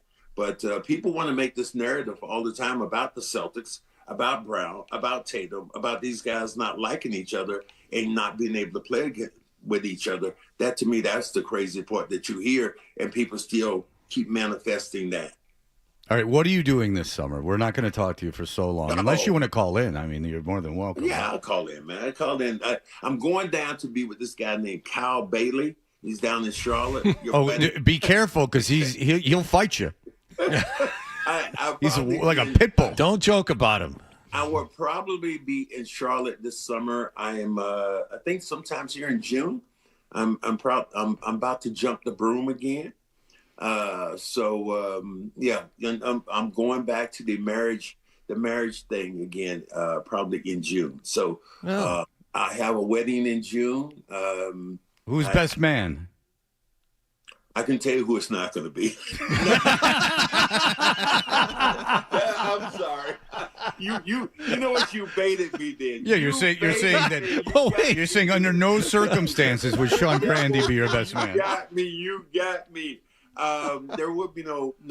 I think the people who actually introduced us, Fred and Mary, Fred's probably going to be my best man down in Charlotte. But No, I'm Clip that and just make it sound like he's talking about me. Yeah. Cool. Yeah, I'm gonna have a bunch of fun. I kind of relax and kick back. I have my grandkids there, my family and friends, so it gives me opportunity to. I always say for me to get some man bondage time because bonding time. I was going to say that. Slightly different definition. A little different, yeah. I'm sorry. Bonding time with some of my friends down there. I like to do, we play cards. We go out on a couple of my buddies have boats and we fish. And so it just gives me a bunch of time just to get away from the game and just kind of relax. All right. Well, listen, congratulations on the upcoming nuptials. Lucky lady that gets to marry a man like Cedric Maxwell. Congratulations on not seeing Grandy for several months. That's got to be nice. You're just trying to pull me into that thing, aren't you? Oh, unlike you all year, who's really never bringing them up. That's right. You're so innocent in this. We're going to have a cage match with you, Grandy, and Kyle Bailey. We're going to bring the three of you guys in. Well, it would be 2-on-1. That's not fair. The three of you. Whoever comes out, swinging. Yeah, well, they'd kick my ass and shake hands and split the purse. I mean, that's what they would do.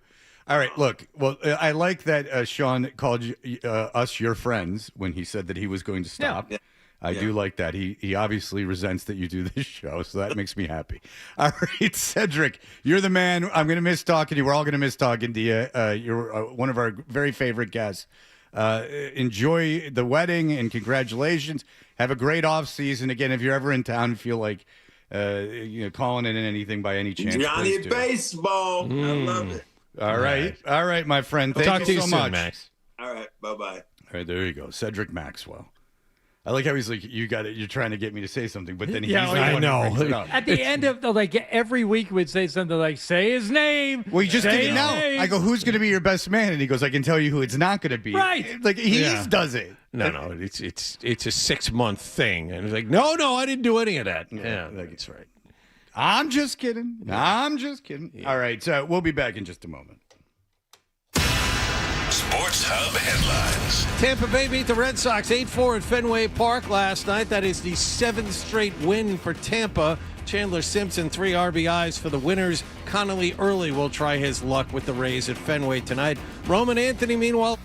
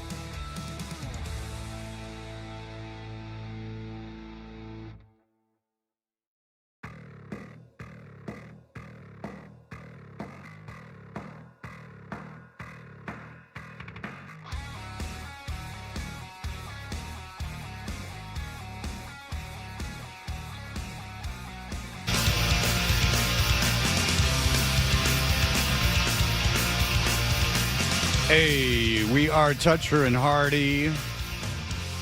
I'm off to Detroit, Michigan this evening with my daughter.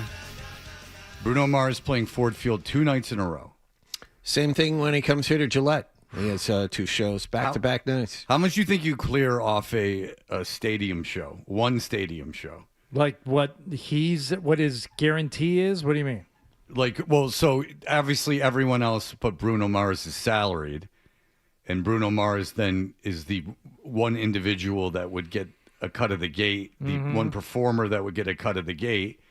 Say they get 60,000 in there, around 55, 60,000 people in there. Yeah, not selling the back of the. Yeah, for the stadium show, he's doing 2 of them. That's 120,000 people.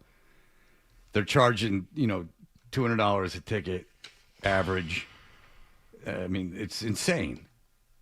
Millions and millions of dollars. I mean, he's got to be making like decent mid 6 figures for those 2 nights, wouldn't you think? I would think he was making well over $1 million per show. Yeah. It pretty easily. I would split $1 million to $1.5 million. Is what I would say per show. Yeah.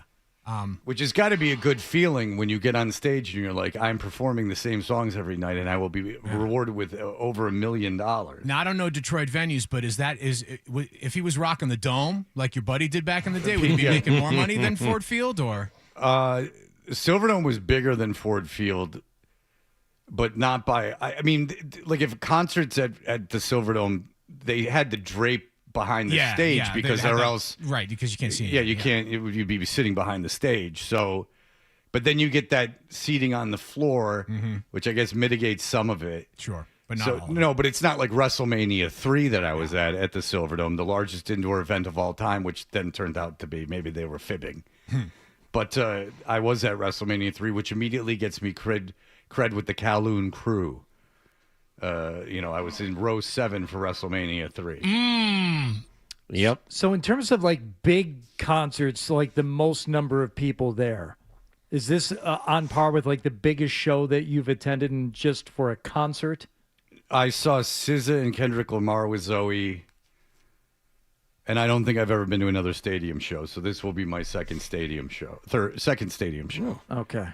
Because there was never been a band that I wanted to see play a stadium. Right. And I didn't enjoy Kendrick Lamar and SZA because, as you could imagine, Kendrick Lamar is an intricate rapper and he's very small. So it was very hard for him to command 60,000 people. Now, SZA was able to do it. And what they did is they go one on, one off, one on, one off. They didn't play like a set and then the other person came on. They kind of combined their sets. But Kendrick Lamar, even for Zoe, who's a huge fan, and I like Kendrick Lamar, had trouble keeping the audience. It's like if you're playing a room that I have no doubt Bruno Mars is going to be able to do it because he's like a instrumentalist, whatever that term is. He can dance. I'm sure there's like I imagine it's a pretty good show in terms of video presentation. Yeah, like it's like going to be like he's like a performer. So I have no doubt that he can perform for that kind of audience. But like a rapper for a stadium, an arena, you can do. A stadium is completely different. It's a very hollow feeling that needs to be filled up, if that makes any sense. And to do that, it's very difficult for an individual to do that. Now, I assume Bruno Mars has a huge band, which helps with that. Yep. I'm sure there's choreographed things. But if little Kendrick Lamar comes to the front of the stage and goes while like people are dancing behind him, it seems small. Yeah. You can only make it so big. I saw U2 at the Silverdome. Ooh. During the, Rattle and Hum era. Really good sound quality. Awesome. Yeah. Usually in those domes it is. Fantastic.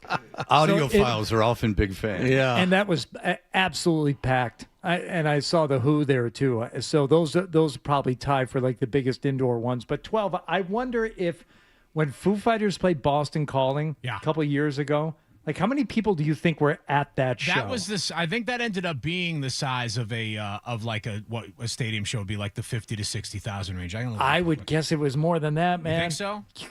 I mean, was Foo Fighters and Metallica the same year? No, it wasn't. No. Metallica was the year before. That was the most people I ever remember seeing at a show, and maybe it's a recency bias too. But like seeing my son wanted to go see Foo Fighters at Boston Calling, I'm like, all right, we'll go.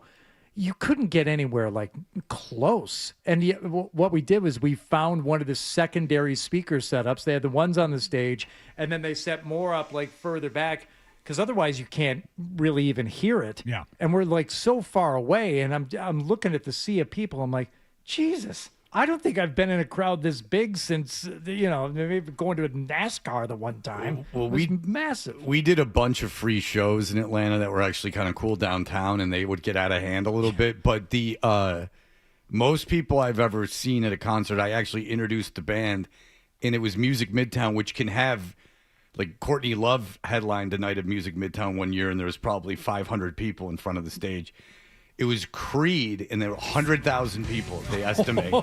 Jeez. And I have a picture from the stage because it was so crazy. I was like, I need to, someone have an instant camera or, a disposable camera, and I still have the photo. In fact, I showed it to someone recently. It's, just this sea of humanity, and then you're like, oh, my God. People are like, who was it? Who was it? Like, who is this magical act that brought all these people together? And you're like, Creed. Yeah. Duh. And you could have knocked me over with a feather. I had no idea that many people liked Creed. It still was surprising, even at that Music Midtown. I haven't been there for long. Man, only got 100,000 people have shown up in the quarters in session. Verdict is in. Well, you can imagine why they picked me to introduce the band, because no one wanted to stick around and wait for Creed to play. So, they had the new night guy come out and introduce the band. No one could be bothered to stick around. No one liked Creed that worked in radio. All right, we'll be back in just a moment. There's some new information about the Vrabel Rosini relationship, so we'll just keep that going for a long time. Touch your...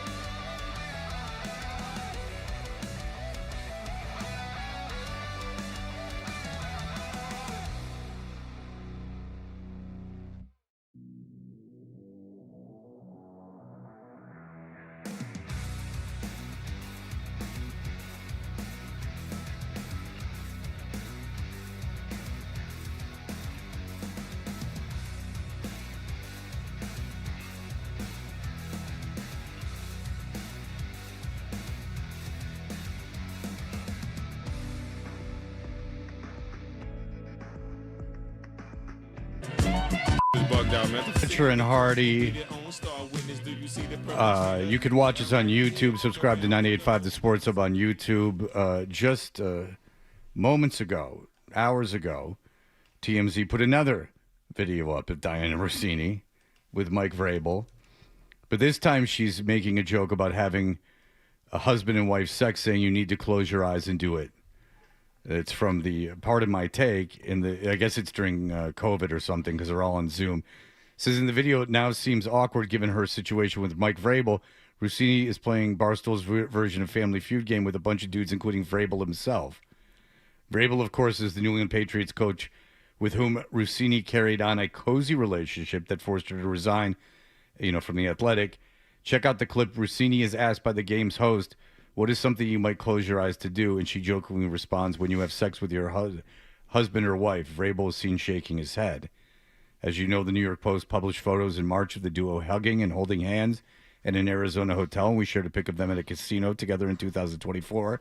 Since then, photos from various years of service showing the two hanging out quite a bit. TMZ also obtained 2021 footage that shows Vrabel and Rossini preparing to head out onto a lake in a rented boat in Tennessee. Rossini at the time was pregnant with her first child after tying the knot with Shake Shack exec Kevin Goldschmidt. Shake Shack is coming out with a special shake called the paternity test. Maybe it was a twin situation where she used both Vrabel's and his. Vrabel, on the other hand, has been married to his wife, Jen, since 1999, and they got 2 adult kids. And then, by the way, I guess people are speaking on Rossini's behalf, saying she did not name her first son Michael after Mike Vrabel. She named the first son Michael after her brother Michael, which makes sense. We were talking to Bert Breer earlier, and the one wild card in this, of course, is that Diana Rossini, if she is very famous right now, and for whatever reason it's not a crime, and sometimes even with a crime, you can parlay that into something else. I mean, the Haktua girl, had she not done illegal financial stuff with Bitcoin, probably could have pocketed a lot of money, and that's just being Haktua girl. So Rossini probably is not going to get another job reporting on the NFL as a reporter, like someone who breaks information because she's been compromised. However, as a very famous person right now with a story to tell, she's a very valuable commodity, and she seems to be not great at giving interviews, but a pretty good interview when she's in a good mood. And so nonetheless, if she wants to have a career as some kind of broadcaster, that absolutely is very possible and probably very intriguing for broadcasting companies. But in order to do that, she will have to go and do interviews. And whoever gets the first interview will be a huge deal. And it will be a big, big thing. Yep. So it will be someone who's, I would imagine, it won't be her good friend Stu Gatz. I would imagine, because even if that's the first interview, that's not going to be that big a deal because they're two good friends. She would do an interview with a sympathetic voice, most likely a woman. That's what I would do if I was instructing her. Someone who would make her talk about the affair. Here's what I don't want to have happen. I don't want it to be like Bill Belichick going on Good Morning America and sitting down and having this completely, Strahan. Yeah, sitting down with Michael Strahan and having and doing an interview where nothing of any substance is asked, discussed, anything like that, because it could be like network morning news. She's here and she's going to talk about it, and they don't really talk about anything. I'm thinking Robin Roberts.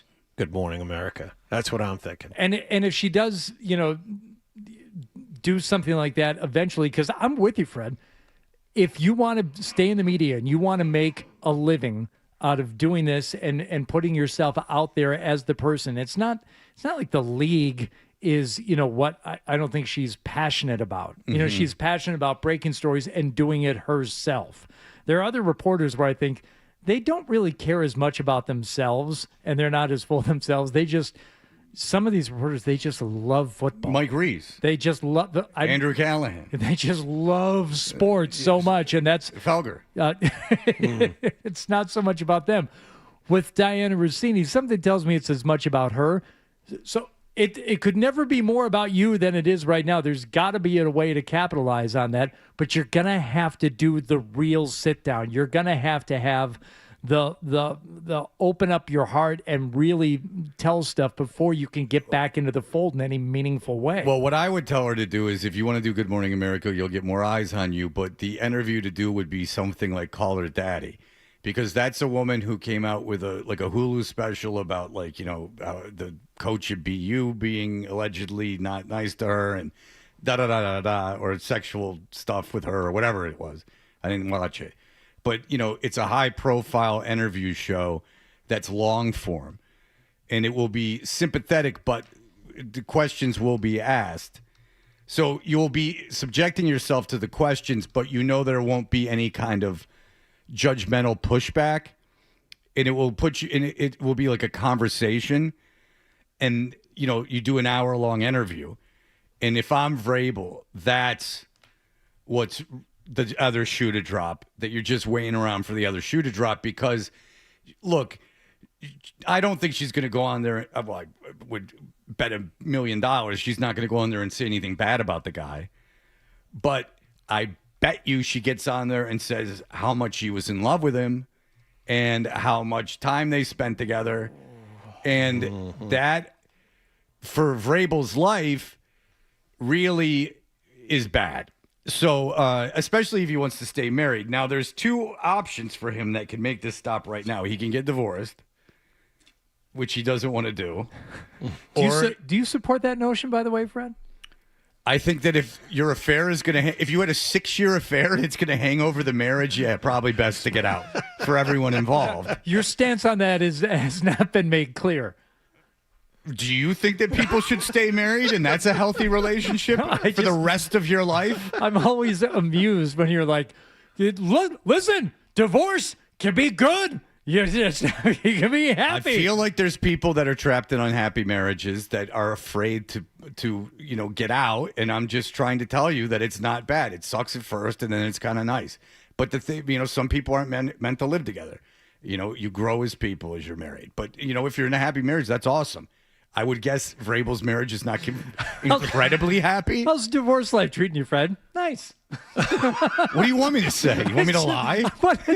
Is it not amusing? Does it not amuse anyone else? And I'm not saying you're wrong. I'm not saying I disagree with you. But you understand when I do it. I do it actually as a public service to someone who is trapped, a woman that's trapped in a if a woman's trapped in some marriage, man, woman, it doesn't have to be a man, and feels like they're trapped in it. You're not trapped. You get through the actual divorce, and then life settles and life goes on. That's all I'm trying to do. I'm trying to be nice, as a matter of fact. But that wasn't even where I was going. No. Thank you for bringing that up. Yeah. Because I'm always happy to say it. But he could get divorced, which he doesn't seem to want to do, or he could quit. So if he quits, all that ammunition from the Rosini stuff goes away because it's not nearly as interesting. Honestly, if Rosini did an hour-long interview, if Vrabel wasn't the coach of the Patriots, the hour-long interview we'd play clips from. But every time something broke about them, I can tell you that I wouldn't be 1/100th as much interested if he wasn't the coach of the Patriots anymore. Now, he's under no obligation to quit. The Patriots are in no position to fire him. I wouldn't do that. He just took you to a Super Bowl. All he did was have an affair. It's got nothing to do with you at all. A distraction is nonsense. It doesn't distract anyone but him. The idea that the team would be distracted, I find to be complete fallacy. Really pushing it, yeah. They can't focus because he had an affair. I mean, some of these guys are going to court for crimes. Barmore. Wearing sunglasses. Yeah, they got their own problems. I mean, what do they care if Vrabel had an affair? That seems even if in high school my basketball coach had an affair, I mean, it would be funny because it was our coach, but I mean, it wouldn't distract us from winning games. Yeah. The only person who would distract is the person who is going through it.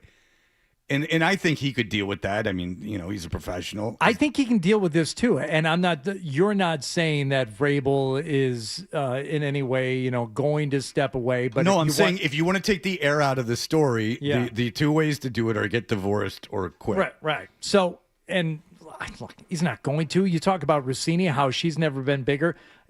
As a coach, his stock has never been higher. Well, yeah, but after what he did this last year. You could make an argument, and I don't know if you're going to hear this from anyone else, but I believe it to be true, that while Rossini lost her job, this story, while I'm bet you anything she obviously would give anything for this story not to have happened, this story has a chance to be a positive for her career as a whole.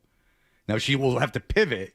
Now, I'm not talking about like OnlyFans or anything. I'm like a real job in real media with real listeners, not about sex, like just her as a personality. She could cover sports. She's just not a reporter. It can be about anything. That it could help her career. Now, all this does to Vrabel from now on, if it does anything, is negative, right? There's going to be, no one's going to be like, high five, you guys won the Super Bowl because you had an affair. Like, so while Rossini took the immediate hit, she has an opportunity because she's so famous right now. Now, personally, this is awful, but just strictly from a professional's perspective, has an opportunity to make more money and be a bigger star than she ever has been in the past. But that's up to her and how she wants to handle it. This is only a negative for Vrabel from now on. So short term, Vrabel doesn't lose his job. She loses her job. It's super embarrassing for both of them. Rossini's obviously taken more hits because she was pregnant on the boat and all these things. But she could parlay this, in my opinion, into like a big media opportunity. So just, again, to kind of put a button on it, if Vrabel were to not have the full mea culpa like we're talking about with Diana Rossini, where she would have to, and I believe this too, have to do like a sit down and like kind of explain everything, because ethically, in terms of her job, she's the one that has explaining to do. If Vrabel, just to get the noise to stop, were to come out and say, if he did in fact have an affair and said, yep, I had an affair, as a result, my marriage is in really bad shape or getting divorced or whatever, now that's all I'm going to say about it. You guys asked me about football, but I've said all I'm going to say about this. I just told you everything. This happened, and as a result, I've got a lot of personal stuff to deal with. Now, football. And that's it. Can he quiet it down if he just does that? Okay, so two things. A, I think it's, if they didn't have the affair, now's the time to say it. Now would be a good time to clear that up. Because people are assuming that they did. Yeah, I will go so far as to say I'm pretty sure they had an affair. I mean, I'm like, if they didn't, and I would be, again, the Sedona trip was very easy to explain. It's not hard to justify photos in a pool. That's all justifiable. 6 years of photos together. If there's a reason, I'd be giving it now. And the thing is, Rossini doesn't have to apologize for anything except to her family. When she does it publicly, all she has to do is be honest. And she doesn't have to say how it didn't affect her at the Athletic at all. She just has to talk about the relationship. You, me, John, everyone will feel sympathy. The minute you come out and are honest about one of your foibles, as long as it didn't, like, it's not like a crime or like violent, it's so easy to forgive. Like, it's your instinct as a human to forgive. Yeah. There's like, she didn't do anything to anybody except for her family and Vrabel's family. It's a very small group of people immediately affected by this. If she just came on, she doesn't have to apologize for anything. She can just say, honest the way it's affected her personally and her family, honest the way she felt about Vrabel, honest about how it started, and that changes the narrative of everything. She's charismatic enough to go on and handle that kind of thing. Just be conversational and honest.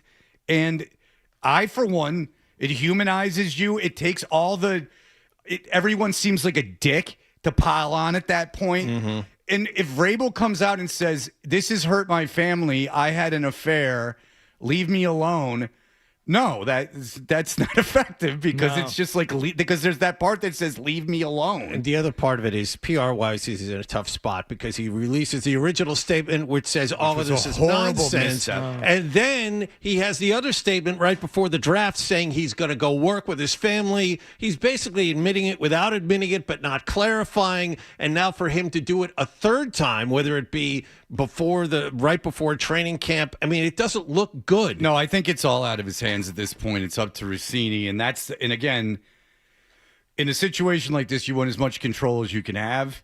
And I think he has zero control of the narrative now. He had his chance, and he blew it. They both had their chance to go not say anything. Well, Vrabel had a second chance, and he didn't do it right. I just don't know what he can do now. Someone who's better at PR or that knows about PR way more than me would have to get into that. I can just tell you, if I was their PR person, I could handle Rosini's PR. I think I'm fairly confident about that. Because I think that it's easy for her to get out of this. Not with her family. I'm talking about completely handling the story in public. Not her kids, not her husband. None of that is my business. But if she wanted to have a big career in media again, I think that's very doable. If you go on Good Morning America and make whatever amount of money, Good Morning America is not going to do it enough. Well, but you keep saying Good Morning America. It's a step, is what I'm saying. No, if you got to sit down with someone with a high profile that's going to be sympathetic but press you, but not judge. 60 Minutes. Right, that's perfect. If only Wallace hadn't passed away, she could have really gotten like a real nice one. No, like sit down with a female broadcaster that's going to ask you about it in a conversational way, like kind of hold you to telling the truth, but not judge, and even kind of like laugh along with the funny parts. And you and I will hear it, and John will hear it, and it will make the whole thing. She's just a human being that did human being things, and once you hear that, it's very difficult to care anymore because there's no now it's like these two dicks that denied everything and were so pompous denying, and everyone's such a jerk and it's everyone else's fault. Like there's a little bit of putting people on the offensive. And the minute that someone comes off and is just like, look, this is who I am, this is what happened, then you go, oh yeah, all right, I don't know you. Yeah, it makes sense. You're a human being. You fell in love with a guy. You happen to be married. It's not perfect. It's a shame. But, worse things have happened. Your kids could grow up to be fantastic human beings still. There's not anything that's going to destroy their lives. Like they won't be able to function in society because their parents got a divorce. It's, it's understandable. You're a human being. It's understandable from Vrabel's perspective, but Vrabel's hard on football coach. I like Vrabel, but he's, big time football coach. She has an opportunity now to present herself in a way that he never will. So that's what would scare me if I'm Vrabel, because I'm not in control of the narrative any longer. Right. All right, we'll be back in just a moment with the award-winning email segment. Stay tuned for more Toucher and Hardy on the Sports Hub.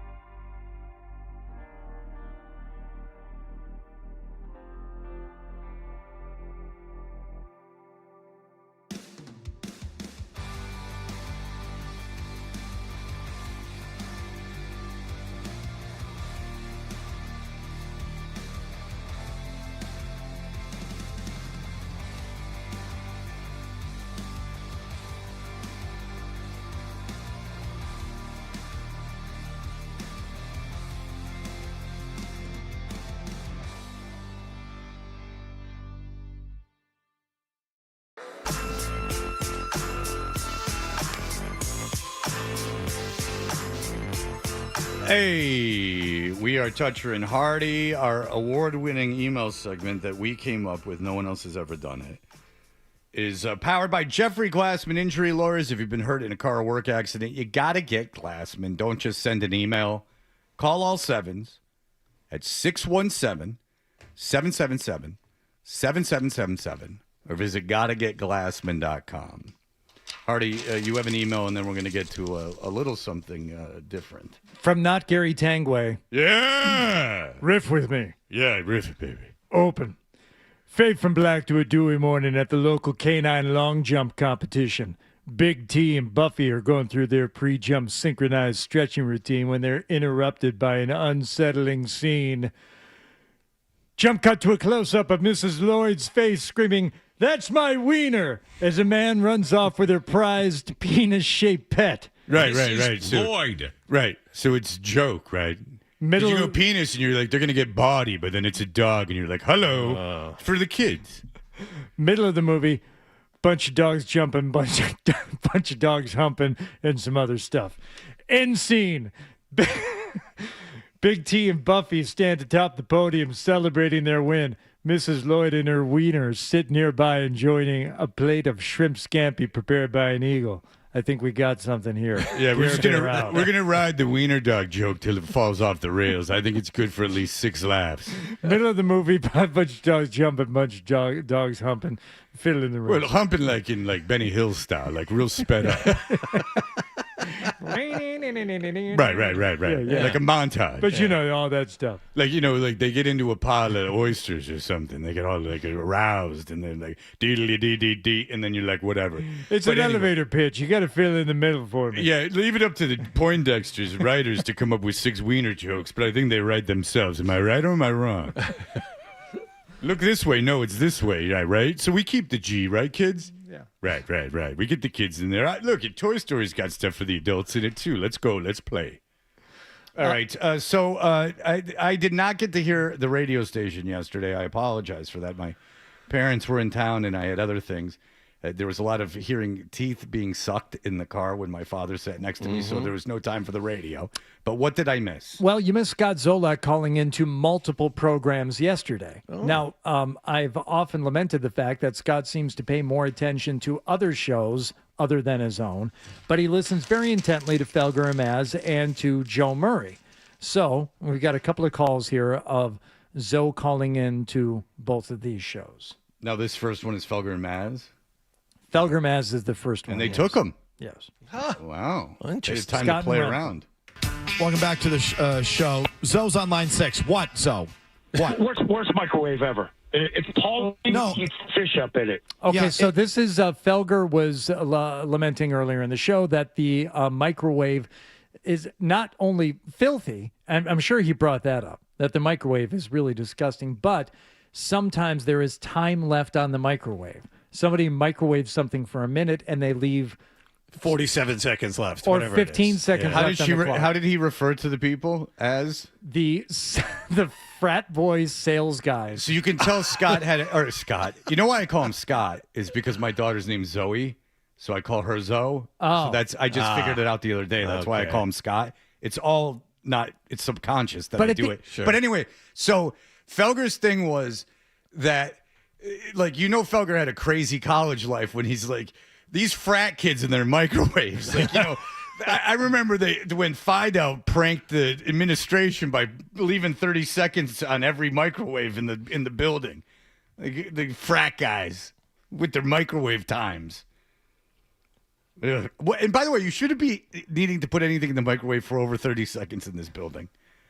If you're in a public spot, unless it's a motel with an M, the microwave is to be used in 30-second increments at the most. Yeah. It's to mildly heat something. It's not to cook something. You should not be cooking a meal. I used to get a Rice Krispie treat out of the vending machine at the old building, and I would put it in the microwave for 6 seconds. That's it. Just to soften it up a little bit. Yeah. It's magic. That's all you need. That's 6 kind of seconds. ingenious because then it's like it's coming out of the Nice. pot. Yeah. Chewy. Yes. Yeah, it's pretty smart. Thanks. There you go. Yeah, it's the people is the problem. The microwave's fine. It's the people. But I can't believe you, of all people, are calling on someone else's etiquette or hygiene or cleanliness. Mike, I never use the microwave. I buy food downstairs, and we got mashed potatoes back over the rice. Yeah, no, I know. It's all over. I know what you have for lunch every day. It's all over Maz's mic and workstation every day. Oh, it's so good, Maz. What did he say? I couldn't hear him. It's so good. Hey, I got a new hot dog roller. I'm going to bring it in and plug it in there. Okay, get a new phone. You know Pigpen and Charlie Brown, the guy used to walk around and was like dust? Of course I know Pigpen. Okay, that's Zoe. Wow, Maz, you lunatic. Firing right back over the top. My God, I mean, Dennis Miller, the references. You say Pigpen to Felger, and he's talking about the Great Big Dad. Pigpen, he was never the same after he died, man. Pigpen was the best. He knew Owsley. He got his acid right from Owsley, man. Oh, when they tune their guitars in Altamont. So later on, Zoe also calls in to Joe Murray. Now, I like it, but can I just real quick interrupt? I like how Felger does his no time for Maz's horrible, horrible reference. Of course I know Pigpen. No, because it's like, hey, let me think of someone who was dirty. Oh, Pigpen, the dirty kid from Peanuts. Now, that's as blue as the guy from the Blue Man Group.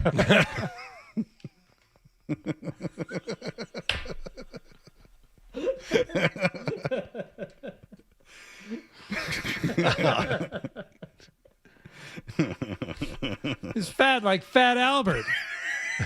Hey, remember Fat Albert? I mean, Maz is mine, man. Step away. When he's cooking with those comedic riffs. You know Pigpen, the real dirty kid that had dirt coming off of him? Zolek's dirty like that guy. Oh, dude, where'd you pull that from? I think Mulaney and Kroll riffing on stage. All right, very good. Last night, at some point, Joe was upset because the midday show does get the bulk of the food drops here at the radio station. It's very upsetting. Yes. It is, and Joe is upset about that. So Zoe first calls in, to comment on that. Oh, Jesus. Oh, this is in Scott Zolak. Do you want me to leave you food for tomorrow night in the fridge? Well, I don't want you to do that. Why? Well, I just feel as though... That was nice breath. The difference in tone and mood between Felger and Maz and Joe Murray. It's perfect. Joe's in it. One's driving home. He's in it. In the afternoon, and one's thing. chilling out at night. I almost didn't get out of the car when I got home last night because they were getting ready to start In or Out. I'm like, come on, man. I'm a huge fan of Joe. The vibe is perfect. It's so good. Tonight. It's You so couldn't good. have a guy up there yelling and screaming. No. Afternoon, Felger and Maz are perfect. Joe's perfect for the nighttime. Yeah. Why? Well, I just feel as though... How about this? Next time Did you hear Felger Maz bitching about the microwave? No, I wanted to play that, but what happened? Can you tell me what they said? Complaining about Paul Mead heating up fish in it. They're right. Nobody claims it. Well, Zoe, just so you know, I'm not taking shots at you because you guys are a midday show that you guys have a lot of... We bang food drops, baby. We bang food drops. And you guys have great partnerships with those restaurants. Right. You're doing I was even calling to talk about food. I wanted to call. And then Joe's like, I got no time. Yeah, what the hell? You better not be talking about sports. It's first time you're listening to the show? Yeah, like, what Jesus. Well, now you're throwing a curveball at me? Like, I was all prepped for the food talk. I prepped my whole life for this talk. Right. You're doing I was even calling to talk about food. I wanted to call Skaz and ask him how was Tatum's game 7. I was a box score. It was a triple-double, Skaz. How's your head coach doing, Zoe? See you, buddy. Yeah.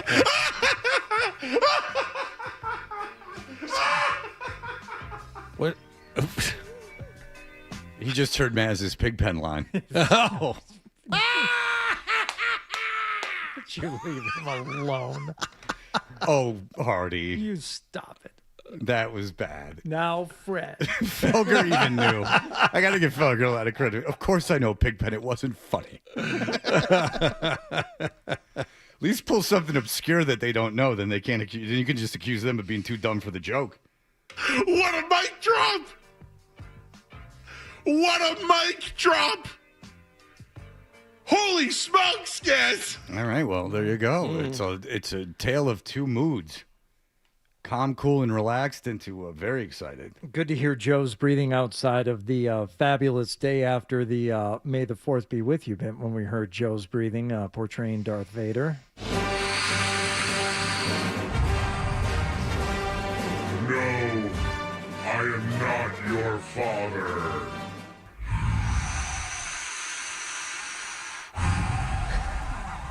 You always know Joe's alive. Big lungs. Yeah. He's always reassuring you that he's alive. You know, if you ever have any doubt, he doesn't have to be saying nothing. You can hear that. Oxygen is getting in that system. Don't you worry. Cody Cha to goo, yub nub. Cody Cha to do, yawa.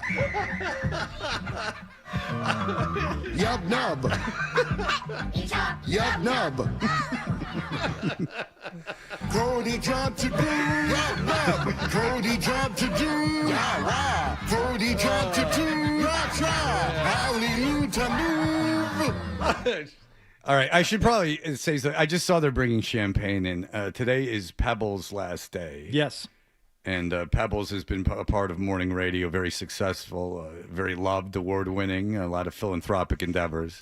Apparently on the air now just down the hall, Governor Healy was on with a proclamation of sorts for Pebbles today. Okay, back to me. Do you think Governor Healy said anything about the invitation to the Sox game? I don't know if that got mentioned. She probably didn't want to mix signals. There'd probably be a separate call. It was the Celtics game. It was the Celtics game. Celtics that you playoff game. To. The Maura Healy's sister reached out to me. She said, with Maura's brother on the this was text message. This was the actual governor who was on the air talking about. If I would have Pebbles. accepted the invitation, I would have been in the orbit of the governor. I'm sure introductions would have been made. I understand. It would have been more friendly, but then we probably would have gotten down to No business. introduction was needed. The governor has proclaimed this, a Pebbles Day in the Commonwealth. Yeah, just focus on her today, Fred. If you can. It's her last day. She's been on the air for decades and serving the public good in a way that you can only aspire to. So don't make it about me. No. Correct. Now, how do you want me to go about doing that? You started. You had something. I was obviously kidding around. Go ahead. Give it a shot. I was playing a character. Give it a shot. Well, just congratulations to Pebbles. I mean, she has had such a tremendous career. 37 years. I mean, that's unheard of in radio. It's not a trope. I mean, it's very difficult to be in radio, morning radio for that long. It's a hell of a career. You couldn't ask for more. It has been a huge success just based on that alone, in absence of even everything else she's achieved. 37 years in radio is a great victory. So, Pebbles, congratulations, and everyone, if you reach out to her on social media or email, please congratulate her. All right, we'll be back in just a moment. That's called class. I was going to say it off air, but now I just said it on air. I was going to make the joke to you off air, but then it's funnier if I do it on air. All right, we'll be back in just a moment. Sports Hub headlines. The Red Sox modest.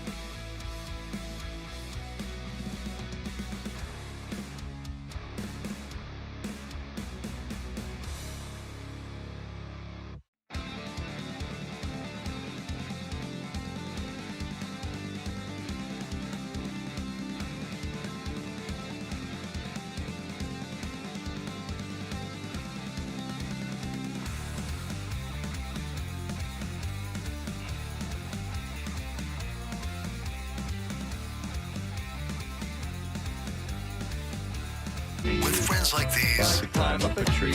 You know. We're the best friends it can be, my buddy and me. Now, more of your best morning buddies. Toucher and Hardy on the Sports Hub. We know what you're thinking.